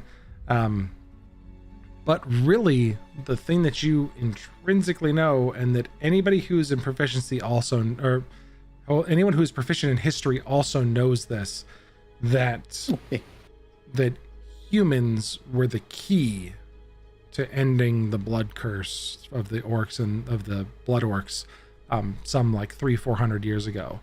You've definitely come across accounts of phenomancy with humans, which is actually what created half orcs So half-orcs didn't exist until about 300-400 years ago. And they did as a result of phenomancy and the things that they discovered about the Blood Orc curse during the creation of half-orcs is what led to the removal of that curse. Through crossbreeding with humans? It was Or not humans are crossbreeding. descendant- It was phenomancy specifically. Like they created half-orc babies as a phenomancy experiment between orcs and humans. Okay, but humans didn't come from orcs, is what you're saying. Correct. Okay, cool. Got it. Yep. Half orcs did not come from natural breeding between orcs and humans either. They were created as an experiment. Except Tarak. Except Tarak, who was another half orc who was bred between a feral and an orc. It's wild. So, like, there was the majority of half orcs that were in Cyorion around Busat during the time of the War of the Faceless, like, that were pitied by Buraz and not destroyed because he considered them inferior, were a result of or the offspring of the result of phenomancy. Okay, I'll run with that. I mean, the list is long of people, creatures, and things being experimented on, and you're not the first or the last. But what I find most interesting is they just let you go. You escape. Oh, escape. Escape. They did not let them go. No. Exactly my point is you're still here. So if you escaped and got that far away,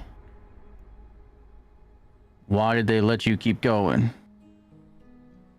Because we're so smart that we evaded them. Sure.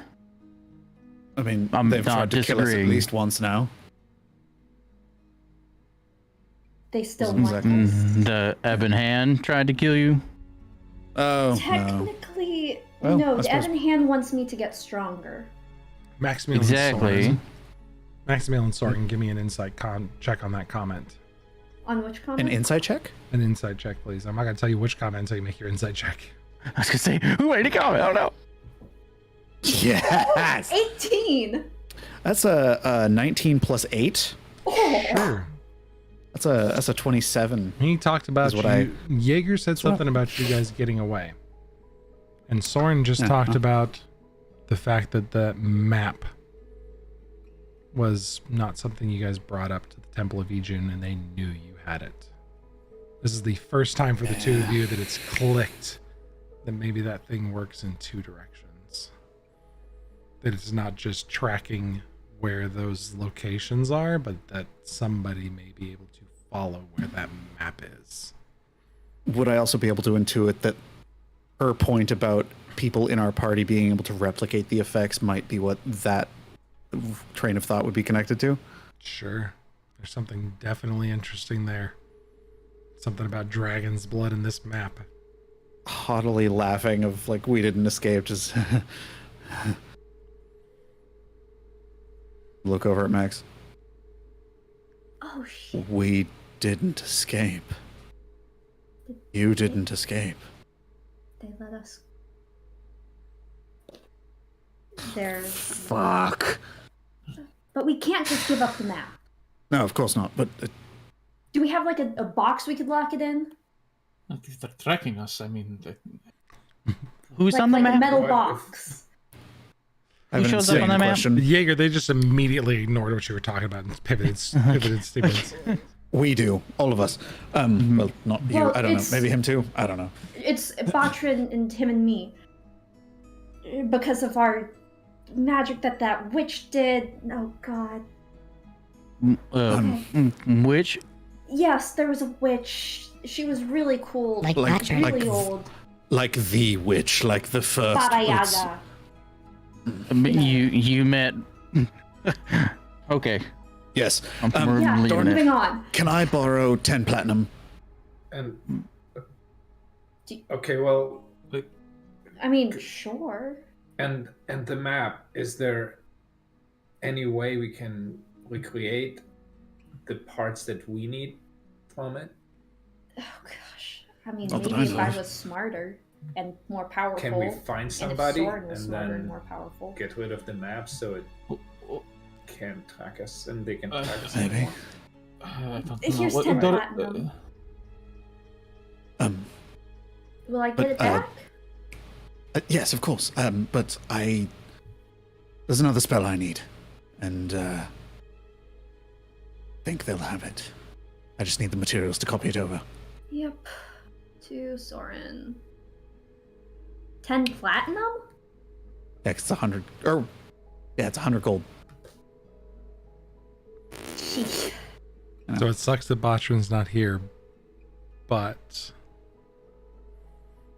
Botrin and Spackle confer between themselves. We could try putting it here. The map. Would that work? You figure that out. I'm gonna go look for some invisible sight. I'll be right back.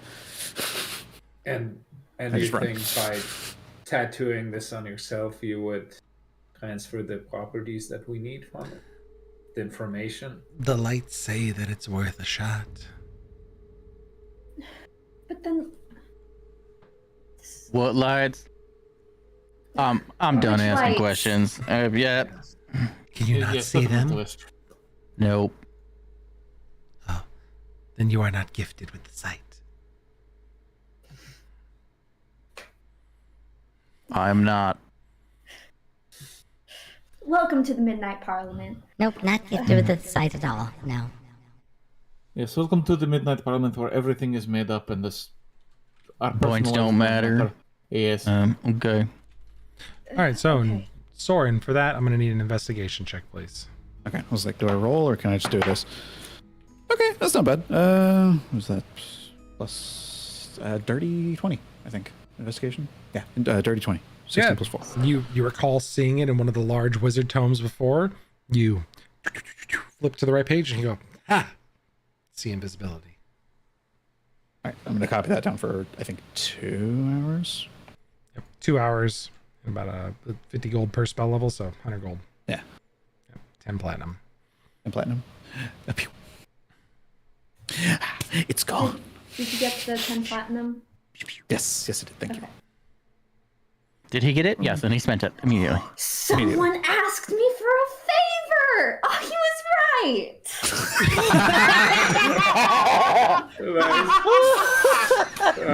Oh, and I learned the secret! Right! He pops back in from the bars. My friends, would you like to gamble? Get out. But you're a genius! You are so smart! Good for you! Oh my god. Okay. Sorry. Best random PDF I've ever picked up. I was about to start the whole conversation and interject with Max and be like, "Hey kid, can you do me a favor?" And I was going to start this whole thing, and then I just never did. I see it comes about naturally. We love it. We love to see it. All right, Kinda hard. Soren. Jeez. Soren, so you pick up see invisibility. I do, but I cannot cast it yet because it is not prepared. Correct. Good thing we can go to bed. We're gonna go to bed because it's late as fuck, and it's probably like It is I've late. spent 2 hours on this, so it's probably like Yes. midnight at this Yeah, point. been definitely conversing about this a lot. And the Midnight Parliament at midnight. That's why they're called the Midnight Parliament, because they all turn into pumpkins at midnight. They have to go to bed. The salve is kicked in at this point, Turok. The booze is kicked in, as skunky as it was. But the rest of you decide to wait till morning to figure out a solution to this. Okay. Can Max stay up with Soren and go into the library and look up some stuff? Company. Sure. What is Max going to go look up? She's going to. She's been thinking about her far future and realizes she's not very well prepared, so she kind of wants to look into public speaking and possibly like leadership and something along those points and see if there are any spells that come along with it. And she's going to attempt to study spells for the first time. Oh, wow. Oh. Aw. Public speaking 101. Yeah. So, go ahead and roll an investigation check as you're like looking around for different things. Done sorceress versatility. I'm rolling again. Ooh, there it is. Okay. That investigation, not great. 8. Then remember you also have inspiration. You do have an inspiration. I'll use it. Sure. Okay. Why not? Burn it, come on. It's not like I'm gonna use it another For time something today. important? No. Yeah. I'm sure there will be no imminent wisdom saves in the very near future. Especially right after this roll. Okay, 12. So What with do a I- 12, Please tell me I find something nice with the 12. you find the information for a spell that seems like it could help you with public speaking. You know, what's more important than when you're speaking publicly that everyone's able to understand you? You find a spell incantation for comprehend languages. Okay. Nice, that's amazing. That's gonna come in handy. I was gonna say that was on like my ultra wish list, but it's just not as important yet. Okay. And Max doesn't know how to study spells, so she is going to copy the spell exactly like, line for line of how it is in that book into her own little like journal over a couple of pages because what's a spell scroll? I don't know. So, spell books are pretty useless to you. Yeah. It's hard for you to figure it out. You can copy the incantation to a spell scroll. And I'm going to allow for Maximiel an Arcana check. Because normally sorcerers cannot copy spells to learn them. But if you can intuit how to make that magic work within you, I'll give you access to the spell. Oh, okay. DC I was is just copying 16. 16. Come on. I rolled a natural 17. Yeah! For a total of 21. Maximiel, you learn. It's a 16 because it's a very low level spell. It's a first level spell. You learn comprehend languages. Hey! Your girl knows And- books. You wrote it down into a scroll, so you also have a scroll of comprehend languages. Oh. The wizard gifts. As Yeah, you're this in next there stuff is with kind of Soren, fun. as he's like working hard to like write down a spell. Soren, it takes you 2 hours, and Maximiel comes in, and in about 30 minutes, she's like, "Well, that was cool." Fucking magic rich kids. Damn you in your All that- school. All the dragon blood. Well, something about the dragon blood just picks up, and it works well. I just know magic like a cool person.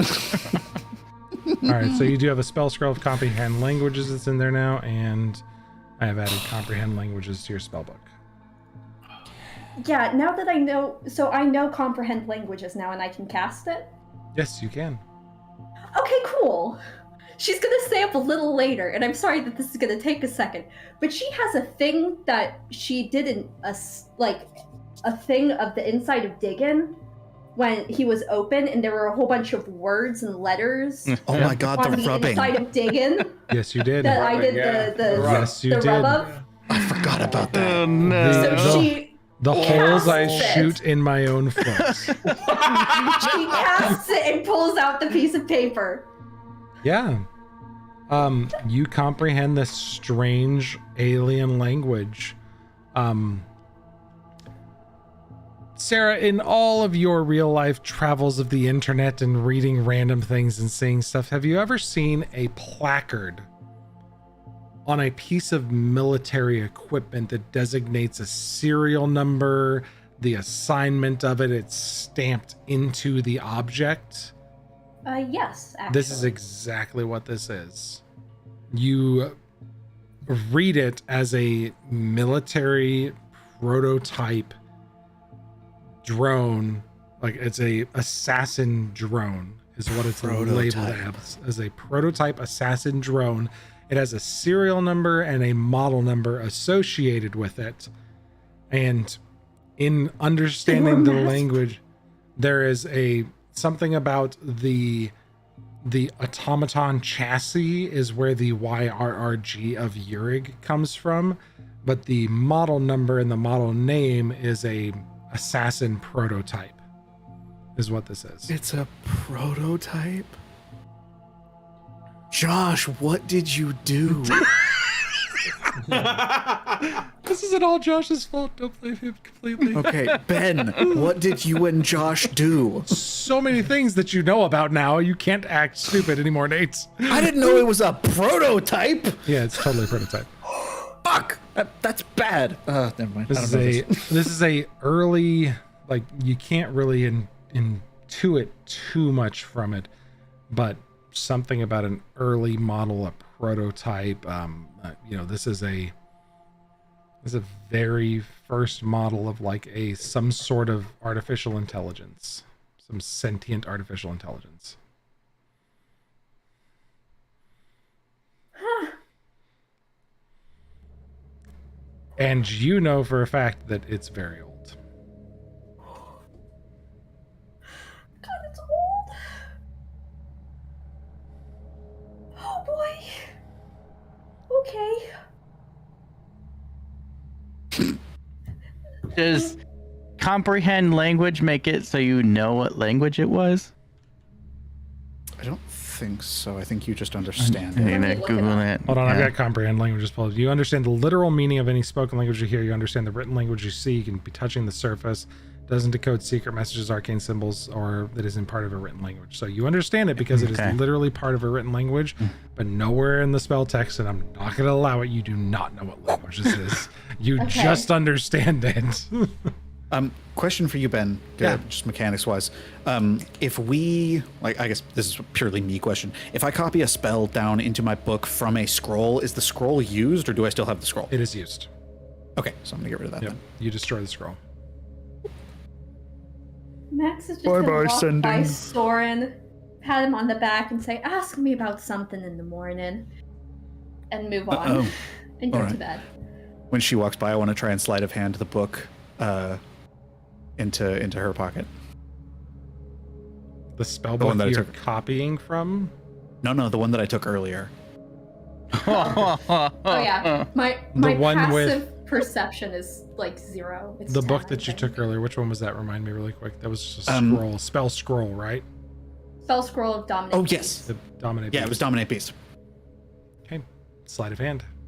Okay. There are still a couple Iju knights in the temple working in the library. 16. 16? It totally beats the 10. Yeah. Your Max Mills is like, I'm going to bed. Good night. And is like leaving. I'll just And then we have 2 individuals in the library here that are working.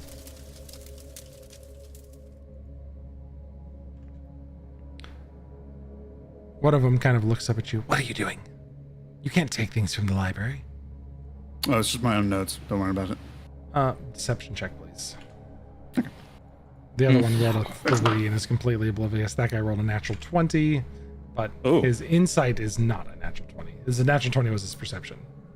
Fuck, does my character sheet go? Oh, I closed it. Hold on. It was a 16 on the die. I forget what my deception is. It is... Really? I thought I had a bonus to that. So you, Okay, had come 17. in and done additional things, and he just saw you coming in, and he's like, Okay. Try to keep your notes above board. And I don't think your friend needs you pocketing your notes into her bag. Oh, it had a little funny doodle on it. I wanted her to be surprised when she found it in her pocket. As Max was like, I'm assuming totally gone out of the room. He's just like, yeah. okay, bye. We have this whole thing where we sneak notes into each other's pockets and we try to leave little funny doodles, making the other person think that they wrote it. It's a fun little game. We call it gaslighting. That sounds like a horrendous game. I do not wish to play it. Thank you. That's all right. He goes back to what he was You doing. do want to play this game? And suddenly I want to play it, and I don't feel like that's right. Spoilers. You wanted to Already play playing. You've always said you wanted to play that game. Okay, Why We've Max always Neal's going to been bed. playing. Soren is writing shit in a damn book. We're not gaslighting the stream here. Going to bed. So Soren, after like another hour or so of work, Max Meal just came in and was like, "Oh, cool spell scroll, bloop bloop bloop," all right, well, I'm going to bed now. And like you're sitting there going, motherfucking. Everybody else. Everybody else. That's like keep girl boss. Yeah. Everybody else makes their way back to the room. Jaeger, you've got your own room at this point. I'm assuming after the discussion and the revelations, you're just like done and heading to bed with everybody else going to bed too and turning in, except for the two that ran off to the library. You're not. I'm gonna go before going to bed. Just quickly check on that mysterious scam artist. Final just peek. I won't like try and make myself known. I just want to make sure he's not here. You peek in, and he's still kind of got his shop set up, just waiting for people, reading his book, drinking coffee. Shady mother effer.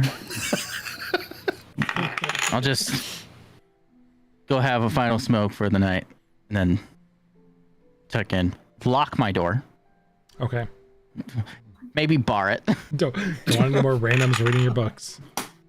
Yeah, learn my lesson. Okay, keep my room safe. But you all eventually turn in for a long rest. Get some sleep. Soren and Maximil in bed a little bit later than everybody else. Doran and Tarak, you awake early the next morning and see Botrin messing with that large coin that they had found. But they put it in their pocket and eventually wake up and they're like, Good morning. A few days travel left, yes? Yes. Something like that, yes. Stretches out. He carefully stretches out his leg. How's it feel? The bandages kind of fall off. The hair is not regrown, but baby smooth skin. Like it is. Oh. It is a sexy runner's smooth leg there, and it looks great. Like it feels wonderful.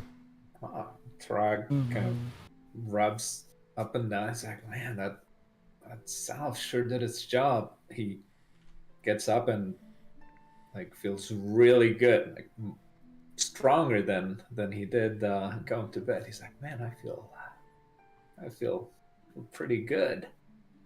20 strength, maybe. Not quite 20 strength, but you feel solid. You feel good. Well, Level up. I leveled up. That's why. And You this did. is the long rest after the level up.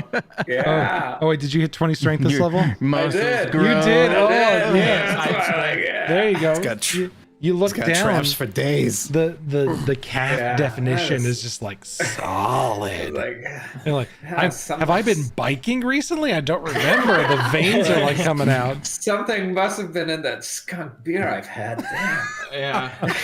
I Love it. I see Dorn wake up. I'm like, Dolan, you should try it, man. I can't imagine what it would do to you. Oh, well, I gotta go through my morning ritual. Hang on. And he rolls out of bed and starts doing push-ups and... Tarak joins more him. of these He's today. like, You're doing more push-ups and like trying to feel really good. And Tarak's over there on like 3 fingers doing one-handed push-ups, just looking at you. Oh, but normally I max out at like 30 per rep, but I'm already on 50. I think I have more stamina for some reason. I don't know. This is great. I take my coffee and I sit on Doran's back. Yep. Keep going. I had 20 strength, but now I've got 18 con. Hey. One of the Nice. Ajunites does kind of peek in and let you guys know. Based on our current travel time, we'll be intersecting Rosita in 3 days. You have a few more days with us, but please enjoy your stay. Okay. So just due to travel times, you guys have a few days to reach Rosita. However, that morning, Maximil, you're awoken by a sending spell.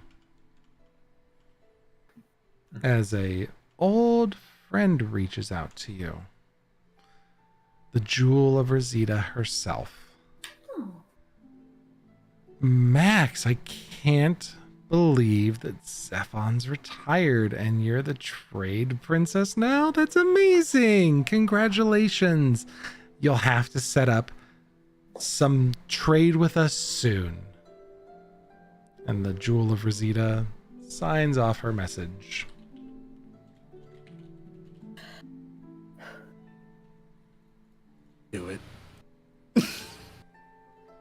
No, wait, in person. So you can respond if you would like to.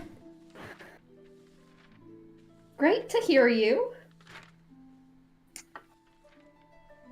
I have loads to tell you. I am actually on my way to Reseda right now. See you in 3 days. Beautiful. Nice. Oh, love it.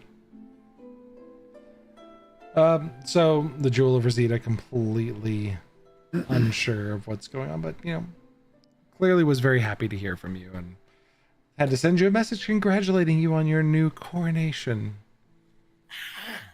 That's right. But as we all know, sometime in the far-flung future. no, this happened just like the last few days. Yeah, So that was like what, 5 days ago. news made it to Melindra Castile just a day ago. Right. But what would you guys like to do with your downtime? You have a few days on your trek to Reseda. In the comfort of my own bedroom, Jaeger prepares all of his stuff and kind of recuperates, rebuilds, and restocks. But specifically, I take one of the crystals and refuse it with Unseen Servant. Okay. Good to know. What's everybody else up to during this series of downtime?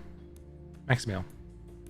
Max has a couple things she'd like to do, but first she is going to explain how, I was doing some nerdy stuff last night and figured out what this all means and puts down a piece of paper.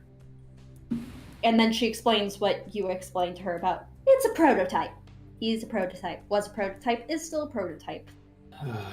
And it's old. That means there are others that are more advanced? Possibly, or whatever civilization that was building him fell into a downfall before they managed to do it, because they made prototypes like this. Well, Please let that be it. Oh. yes, that actually makes me feel a little better, believe it or not. Perhaps it means he was one of a kind. There Call me was a fatalist, serial but I am- number. I'm The worried that there serial are more number of wasn't them. 00001. Well, we know that there are at least one more. That skeletal figure that we saw with the weird That's- metal hand. That's interesting, actually. Jaeger, Josh, what was Diggins' serial number?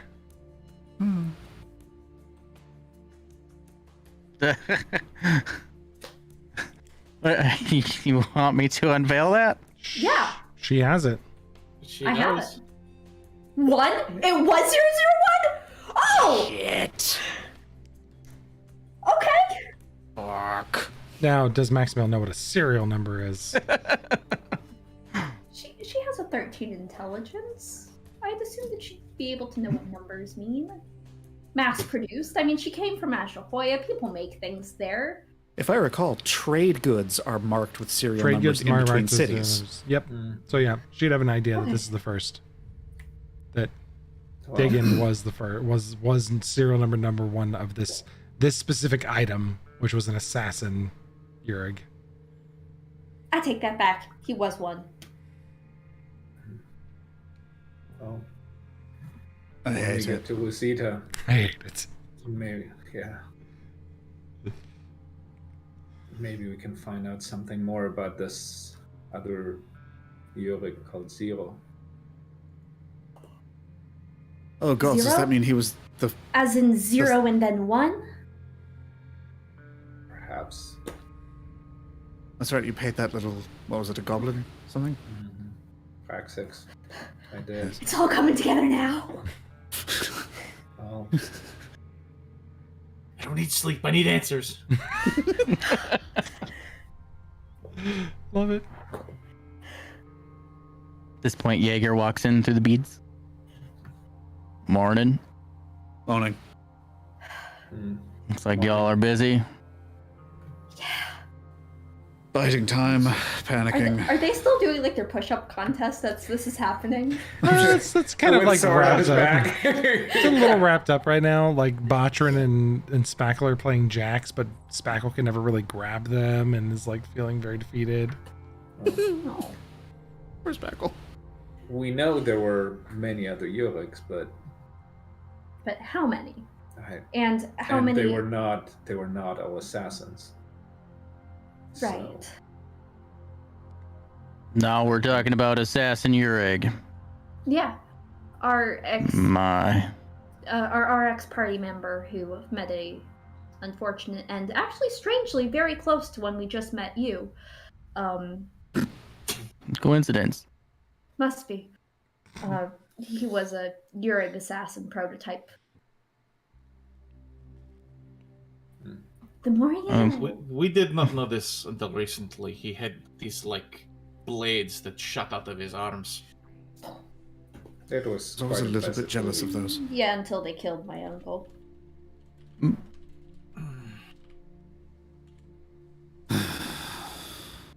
Sorry. Yeah. It was a rough day.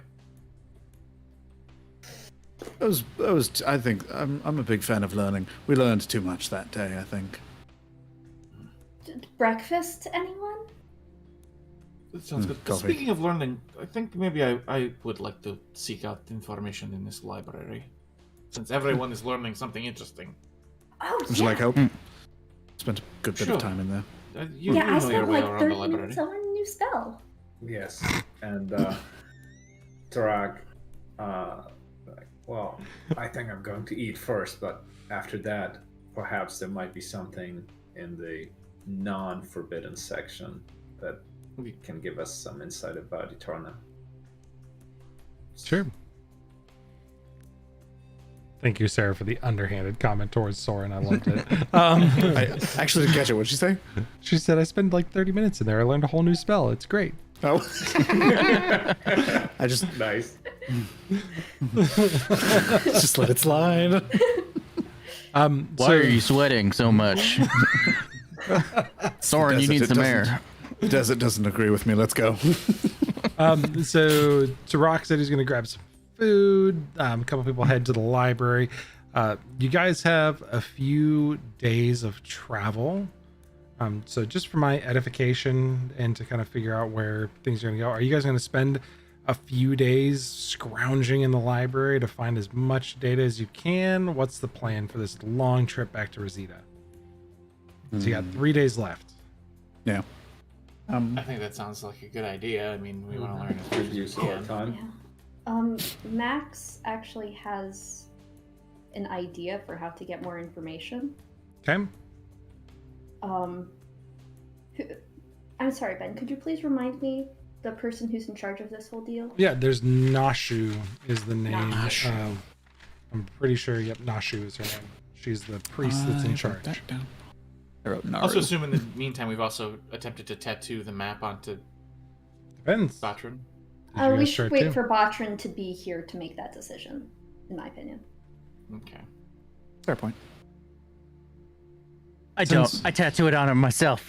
So, I mean, Botrin has a lot of tattoos, and Botrin does do magical tattoos. So, unless we put a pin in this and Botrin says absolutely not, then we can retcon it. But I would believe that Botrin would want to tattoo a magical spell onto them that can Yeah. track Yeah. ley lines and Cyorion. That's It does. pretty It fun. does absolutely. seem like a Yes. Batron thing to do. So we'll put a pin in it, and if David says absolutely not, we'll revisit it. But It's a fairly large back piece, and we have to lift his shirt every time. the thought was it goes on the back of Botrin's hand, and Botrin can read where it goes. Oh, we tighten AE now, boys. So if you guys want to tattoo it on Botrin, like if that's the consensus, then Botrin would spend the first day getting this intricate arcane sigil tattooed that allows him to have a view of ley line proximity. Dope. So, Okay. So Botrin spends the first day doing that. What does everybody else do on that first day? Researching in the library, it sounds like. Yeah, I'm helping Doran try and find some stuff. I'm going after that stupid swindler. Still set up in the tavern. Like that Slimy. Just tavern, watching him like a hawk the whole eatery. There's time. he sees you coming. He's like, my friend, do you want something to eat from the? I can talk to the Junites. They can get you something to eat. Or if you're ready to come gamble, we can have a little bit of a wager between us and have some fun. We have a long ways to go to Rosita. Mr. Mr. I just Long Coat Man with scary walk by. face. Oh, no? Okay. Sounds good. You have a wonderful day. I will be here if you need me.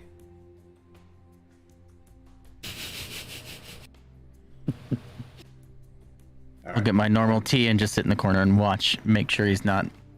He is literally looking Scamming. for people who want to play this gambling game with him. After breakfast, Tarak is gonna go look for Maximil. Maximilian Cheers. library with everybody else? Yep. So he walks out. He's like, you seem to have spent some time here. Care to help me look for some books about Eterna? Yeah, sure. All right. She closes her book and puts it on the table. Doran and Soren, what are you two looking for? We're looking for anything on Yaxvilthes. Okay. So let me get a investigation check from Soren and Doran with advantage if you're working together, and then Maximilian and Tarak for information on Eterna, a check with advantage. This is a very large, extensive library of a church dedicated to balance that has books from all over the world in many different languages. We're talking a day's worth of searching summed up into a single roll because there's a lot of things to look through. Yeah. Wait, so should Tarak do it or should Maximil do it too? What, did the Or dice she's- hit the she's- table? I She's gave you helping, right? Yeah, advantage. yeah. Did the dice hit the Yeah. table yet? Let's be real. 7 for 7. Tarak. I rolled and got a 22. Okay. So for a 7, you spend a lot of time looking at geography and maps and data about where Eterna might be, and it is just hard to find anything on Eterna out in the broad open area of the library. The very Correct. small restricted area with its chains and locks calls to you all Yeah, day Tarak as you keeps look. Eyeing that restricted area. He's like, Maximil, I know. I could turn you into a moth and let you fly through the doors, but there's not much else I can do. well, I can get through the doors myself. I'm just. I mean, I could cause a distraction. I'm pretty good at those. As much as I want this, I don't want to do something that will jeopardize the whole party. If it was just me, it's one thing. Then I may actually have a different solution for you. And I'll see what I can do about it. And at that, Max will leave the Okay, library. well, before I leave, Okay. also we should find out how much of the properties we are interested in got transferred in the tattoo. Because if it gives us everything we need, we don't need the map, and it seems like we probably shouldn't really even have it, since it can be used to track us. Possibly. But we should. I want to see if we can do something else before we give away this quite yet, because we don't know what the map can or can't offer us. But do we want to hold on to it, knowing that it can be used against us? Do we want to hold on to it? I mean, do we want to give it away if there's something that it can give to us? Am I nearby for this? You're in the Probably. library. You can hear the conversation. I'm gonna cast see invisibility. There are no invisible entities around either Maximiel or Tarak or in the library at all. No scrying sensors or anything like that. No scrying sensors, nothing. Okay. I don't think There it is was. a- shit. There's a strange. Actually, Maximiel, where on your body is the map located? My back. It's in my backpack. There is a obscure, opaque, thin, bluish tentacle coming up from the ground that reaches into Maximiel's back. and it's kind of tethered very lightly to her. Does it move around with her as she moves? Yes. Okay. And I'm just gonna sit and Soren's watch it the for a only one who minute. can see it. Soren's the only one that can see it.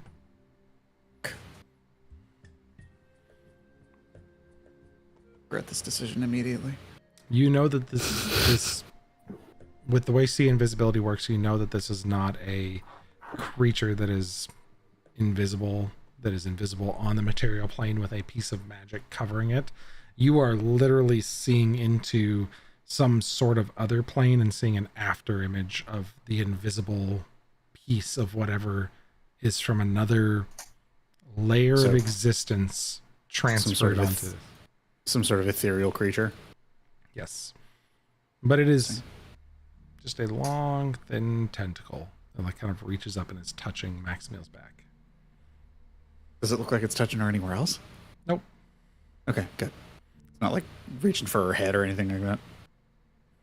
Yeah. And only just kind of like her bag that she carries around with her. It's not reaching through her stomach. It's not a protruding from her chest in any way. It just reaches very lightly into her backpack. Could I intuit that it's probably like some sort of connective tissue to the map itself, and that's what provides that like GPS functionality? You can make an intuition check, sure. Or an insight Would check. I roll for that? Insight? Okay. Or intuition, insight, same diff. Yeah, 17 plus stuff. That's a 25. Yeah, something is tethered to what is being carried by Maximil. Kind of watching it for a few minutes. Is this concentration? It's not. Oh god. I'm pretty sure sea invisibility is just on. So I'm just freaking out for about an hour, and then the drugs wear off. I'm like, okay, that was awful. Do I notice that Thorin's like staring at me? I'm not hiding it. I'm just. Do I have something in my teeth? Hold on 1 second. Yeah, actually, right there. Oh, Give me 1 second. No, other side. okay. Other side. A little more. Okay. Oh. You almost got it. Maximil, you have a very low passive perception and insight. You don't notice shit. Tarak, after a minute, you're like Soren staring at Maximil. Okay. I think. Takes you a couple minutes, and you're just like, What's wrong, son? Hey, what's going on? Eyes just kind of glowing a little bit. There's a thing on her, and I think it's touching the map, and I think it's connected. I think that's how it works. Are you Doran. sure it's the map? Doran, while they're talking, I'm going to tell you you're completely absorbed in this book that has just revealed to you Yax Vilthus's older sister named Kirmi. Mother. Oh. Sorry, I just had to pepper that in there while you guys are having this other revelation. Oh yeah, while you guys are conversing and Doran is reading through this, and just all of a sudden Doran shouts out, "What?" Everybody.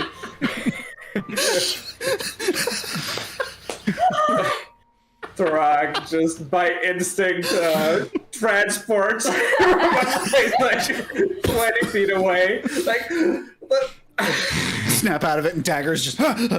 Max does shocking grasp on like the table. Doran is now just Soren the pacing tentacle back and remains. forth. Did it move at all? Nope. okay. Cheeky fucker, what are you? So Tarag goes over to Maximus. Like, take off your backpack. I want to see something, or check something. Sure. Okay, and now, thanks. And Soren, it just follows along with the walk. backpack. Uh-huh. Just making eye contact with See it? Turok, having this weird moment of like, you see me, see that. And just. Okay. Tarag hands. You didn't even look inside of it. I didn't need to. It kind of motions Soren over. Hold it. I think we should tell her what we know. Nothing? I don't feel anything? Nope, you feel nothing. However, Doran, you continue to read, and very interestingly, it seems that Kirmi assisted Yax Vilthus in getting place in Valatarthix's court. Interesting. Doran at this point is like, his breathing has become Sweating. labored, and like with each exhalation of breath, sparks of flame shoot out, and he just. No, not in the library. Please, not in the library. Please, God. He's spitting fire. Just throw the bag back to Max. Don't burn anything, please, God. What are you reading? I shove the book into Soren's arms and just beeline for the like outer balcony where where Jaeger takes his smoke breaks and just.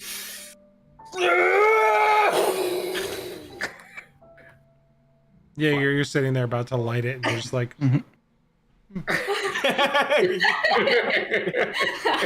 Thanks. You all right, Big A? Soren, it takes you about 2 or 3 minutes to speed read through all the information. Actually, do you speak Draconic? I don't. I have Dwarvish, Elvish, Infernal, and Halfling. This was a book that was near other books that looked interesting to you, and you don't speak Draconic, so you don't understand what it says. Damn it! Just flicking through pages. Come on, come on. I can speak Draconic if you need help with that. Yeah, Max, I mean, the book is very clearly in Draconic on the cover. It's a lineages of the ancient dragons of Udaland. You read that. Give me that backpack. Sure.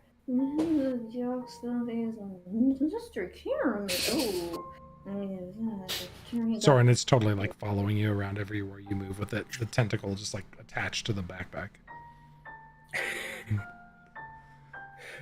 Please don't make my stuff fall out. Oh, right. Sorry. There's a thing attached. Pull out. Soren, roll a d20. On odds, the top was not attached. On the evens, it was attached. And 8. Evens, it was attached. Okay, so you hear clunk, clunk, clunk as it like upends, but it's attached to the top of the backpack. It's like it is tied off. I actually have it holding. Oh, it's. Good thing it is classed. Yep. Interesting. I forgot that it was a bag of holding. So we would have to like actually flip it out. The intent of the tentacle touches the edge of it and it disappears entirely. Like it's about this big around and you expect it to expand further, but it's reaching into the pocket dimension that is the bag of holding. Stick my head in the bag of holding. Yeah, you poke your head into it and you can see some various things in there, and then out of nowhere from one side this like tentacle appears and is just like very gently touching this map, and you can see it down there a ways in, like you could reach in and grab it. Pop my head out, pull back, and reach out and grab the thing. Yep, the map pulls out and the tentacle follows it.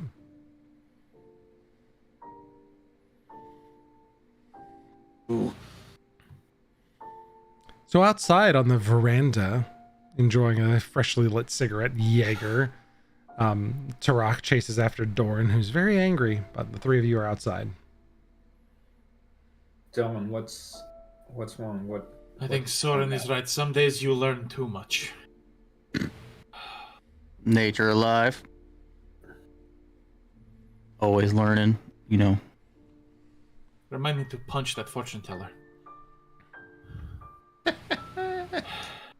I'll pay a gold for that. He's just like down in the courtyard beneath the balcony, isn't he? He's back a ways down the hall, just like reading a book, and he lets us chill up his spine. You see him go, "Oh, that's very strange." Okay. So what is it, big fella? The dragon who experimented on me, Yoxvilles, the one that experimented on Maximil, is the sibling of Kirmi. And Kirmi is responsible for getting Yoxvilles his seat inside of the court of the Dragon Lord that I was a slave to.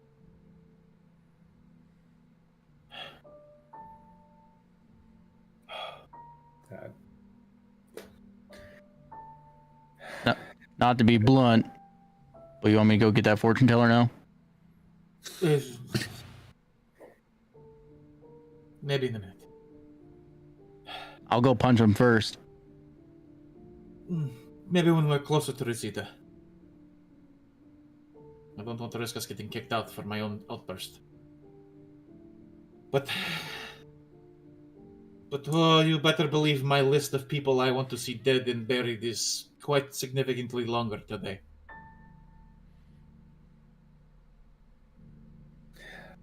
You have a list too.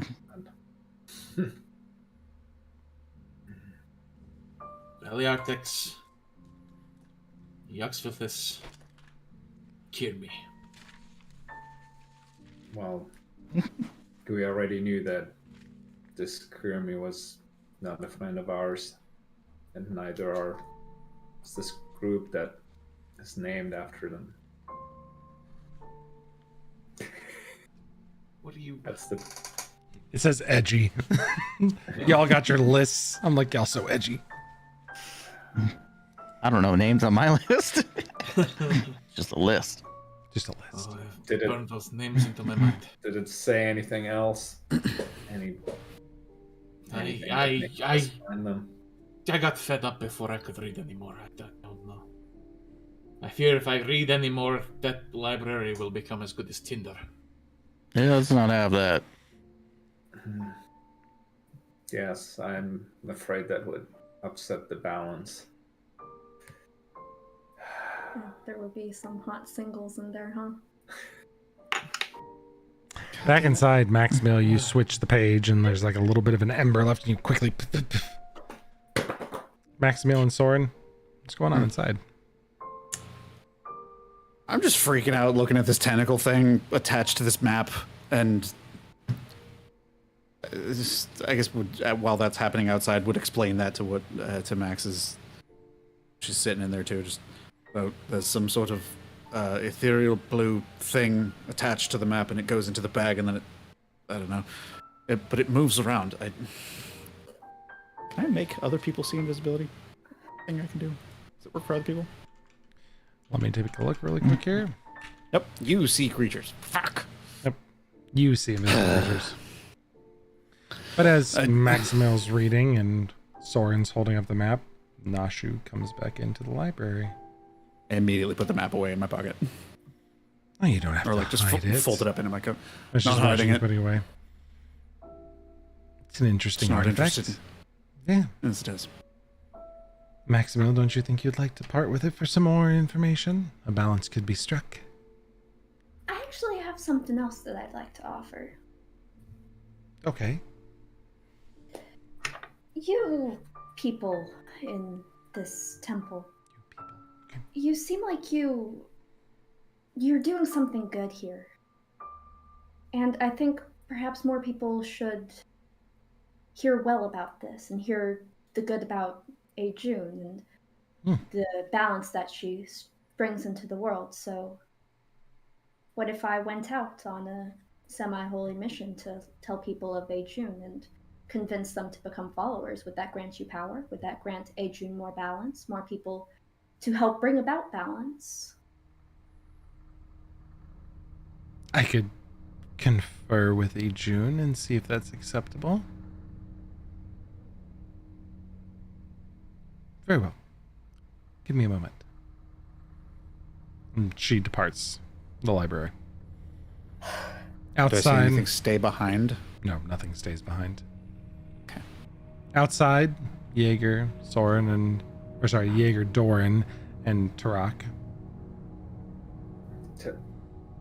Tarak kind of grabs Doran, says, "You need some more time, or do you want to find out more about this?"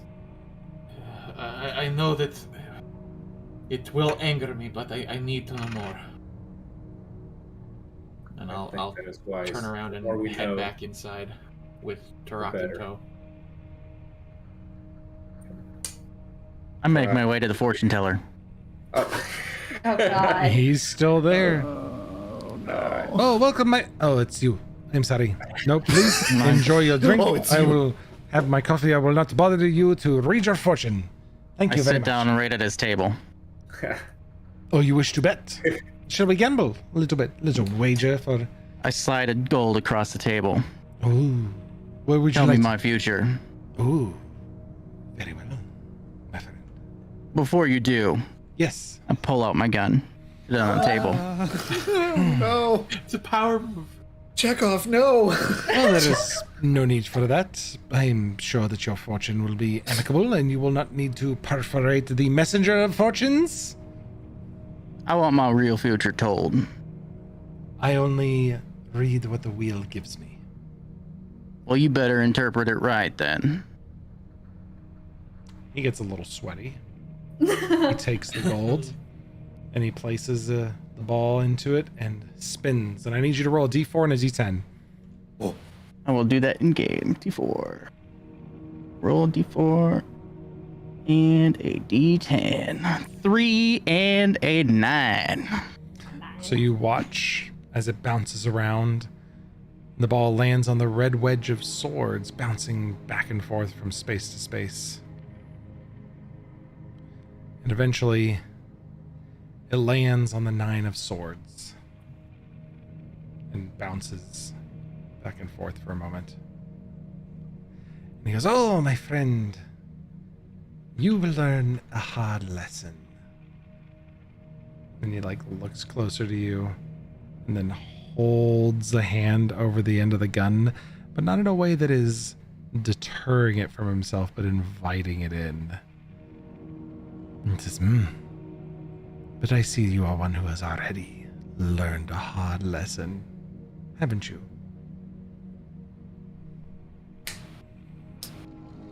Maybe let's go with the gun.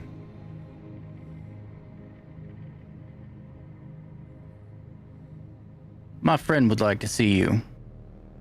Very well. I am not leaving this place. I have my booth set up. I will be here for 3 more days until we get to Reseda. I would happily see him. Fine. I'll bring him back.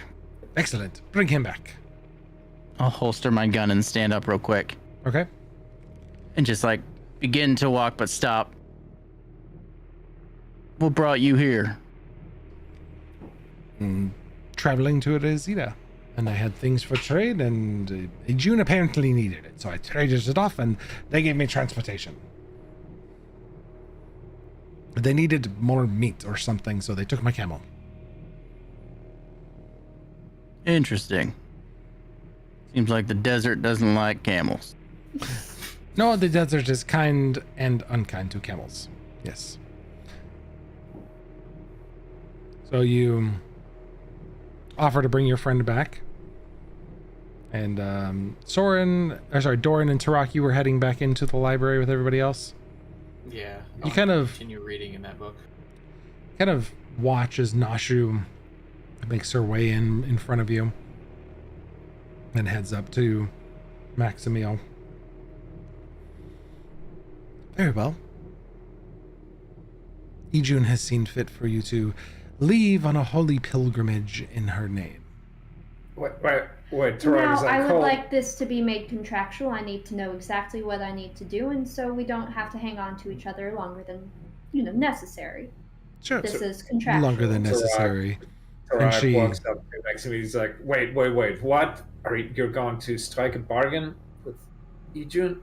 What exactly are we getting out of this? 'Cause it's a pretty big ask. Maximiel, they hand you, Nashu hands you a circular piece of paper and Okay, a can I cup read it? filled with a purplish liquid.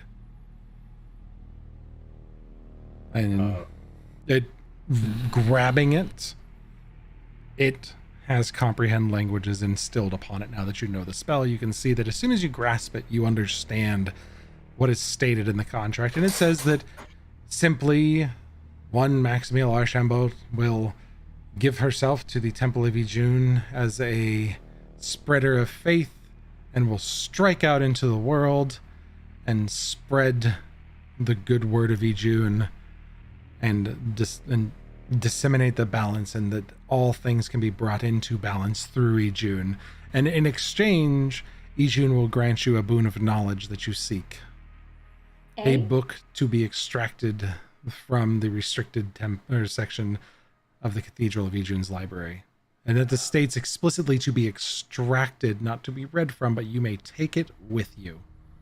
I scroll up the piece of paper and put it down, and I go, "Ma'am, I was born in the morning, not this morning. This contract is a little one-sided, and I would like to have a few words of wisdom to put into there myself, if that's okay." Well, I'm sure Adrian would understand. Ijun offers you a piece of wisdom to take with you, and all the wisdom of Ijun after you spread her words. But you must simply drink from this cup, and it is yours, and you may take it with you. And you may spread the good word. Looks at Maximius like, you are not doing this. What will I learn? Whatever you wish to learn from the great knowledge of Ijun, and there are many things to learn. Translation, nothing we couldn't learn on our own. Many things you couldn't learn on your own. But is it worth the price? The price is that I just have to act like a missionary occasionally. How do you know? How do you know what that entails? How do you know for how long it is? That is actually a part of what I wanted to ask. For how long, and how do I do this? You would be I'm not becoming a often holy required of woman. you. Exactly. You would be a missionary of Ijun. You would be needed as long as she requires you for, and you may extract a piece of knowledge, and then you would have access to all of Ijun's knowledge. Absolutely Be not. needed for as long as requires of me. Open-ended? Very This is a joke, open-ended, right? Especially for the limited amount of knowledge that it will grant me. However, if I get to know whatever I want to know once a week, then maybe. But I get to know one thing, and then I have to become Ajun's bitch for, the rest of my life. I would A lifetime of a lifetime of servitude for one book is a pretty hard sell. That doesn't seem very balanced to me. Are you sure that's what Ajun wanted? Ijun's sure that knowledge that is secured is vast and deep. But did you understand her correctly? Like, are you sure? Should I ask someone else to get the reading from her? Nobody else should Should we speak to the interpret. manager? Nobody else could interpret Ijun's directives as I can. Are But you sure? there is a caveat allowed that Ijun will not extract your required service until a time that you've completed what's necessary of you in this world. Until you have completed that which has been laid out before you, she won't come asking for her payment. Trade in one journey for another.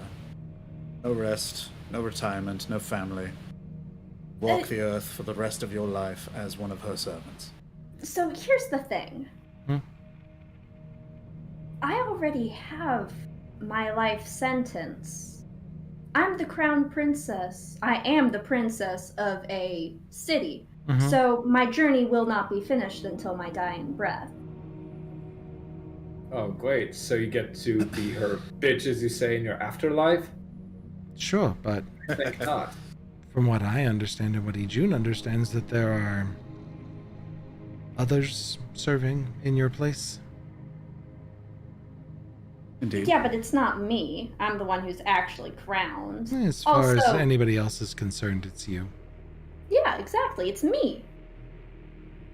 She's being me right now. She's doing a great job of being me. She continues to do a great job being you, and you continue doing a great job being a servant of Ijun when your mission is complete.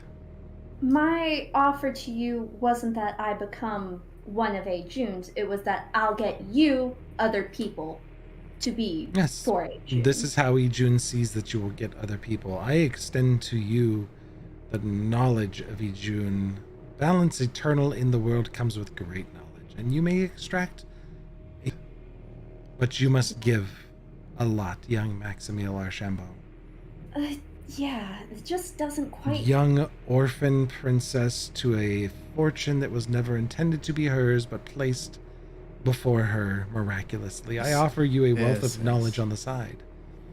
The Yes, choice you know is so yours. much about our friend here. Yeah. Very impressive with your parlor tricks. What's my real name, if you know everything? I don't need to entertain you any longer. You asked me for a deal, and this is the deal. Quite actually, no. You asked us for a trade. You instigated this entire arrangement with your interest in our map and in the girl that we brought here. Yeah, Which, been by the way, interesting. no. Sure. Okay.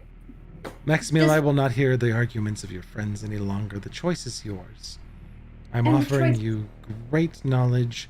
Ijun will extract her payment at a later time when your work here is finished. And by here we do mean in Cyorion. When your work here is completed, Ijun will bring you into her service. Whether she will hear our words or not, I think you should. This is a fucking terrible deal. Yeah. It may be, but this is what Ijun has decreed as the balance. Oh, you did hear me. Fascinating. Does Jaeger show up yet?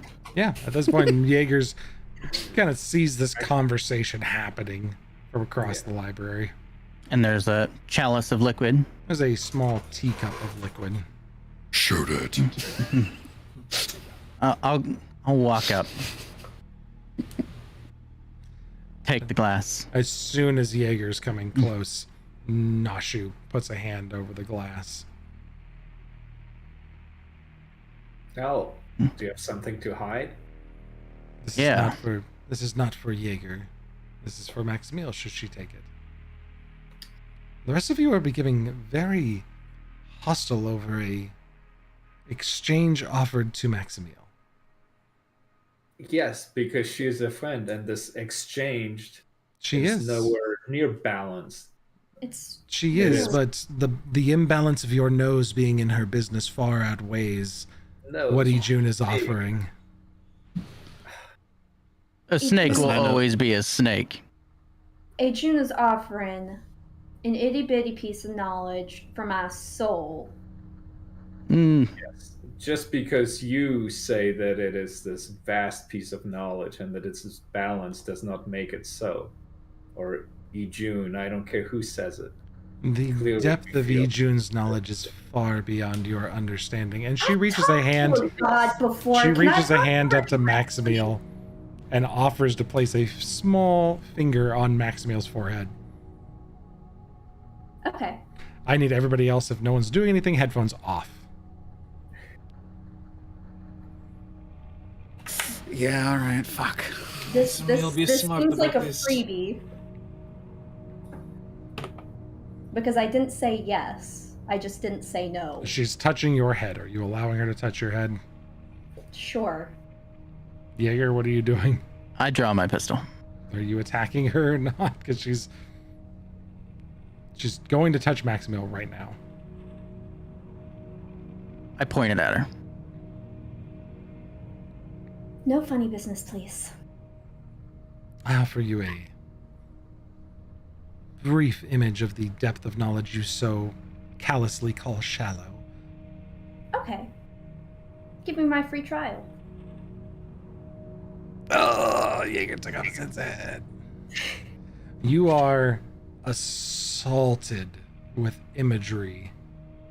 The few bits you see is of a destruction of an entire world. You see fragments of a purple sun and bits of just asteroids floating through. It's incredibly difficult to understand. You hear millions of voices screaming, and you are suddenly snapped back to reality, unable to fully comprehend what you saw. But those brief flashes are the only things you get. And you have no context and no information for where any of it comes from.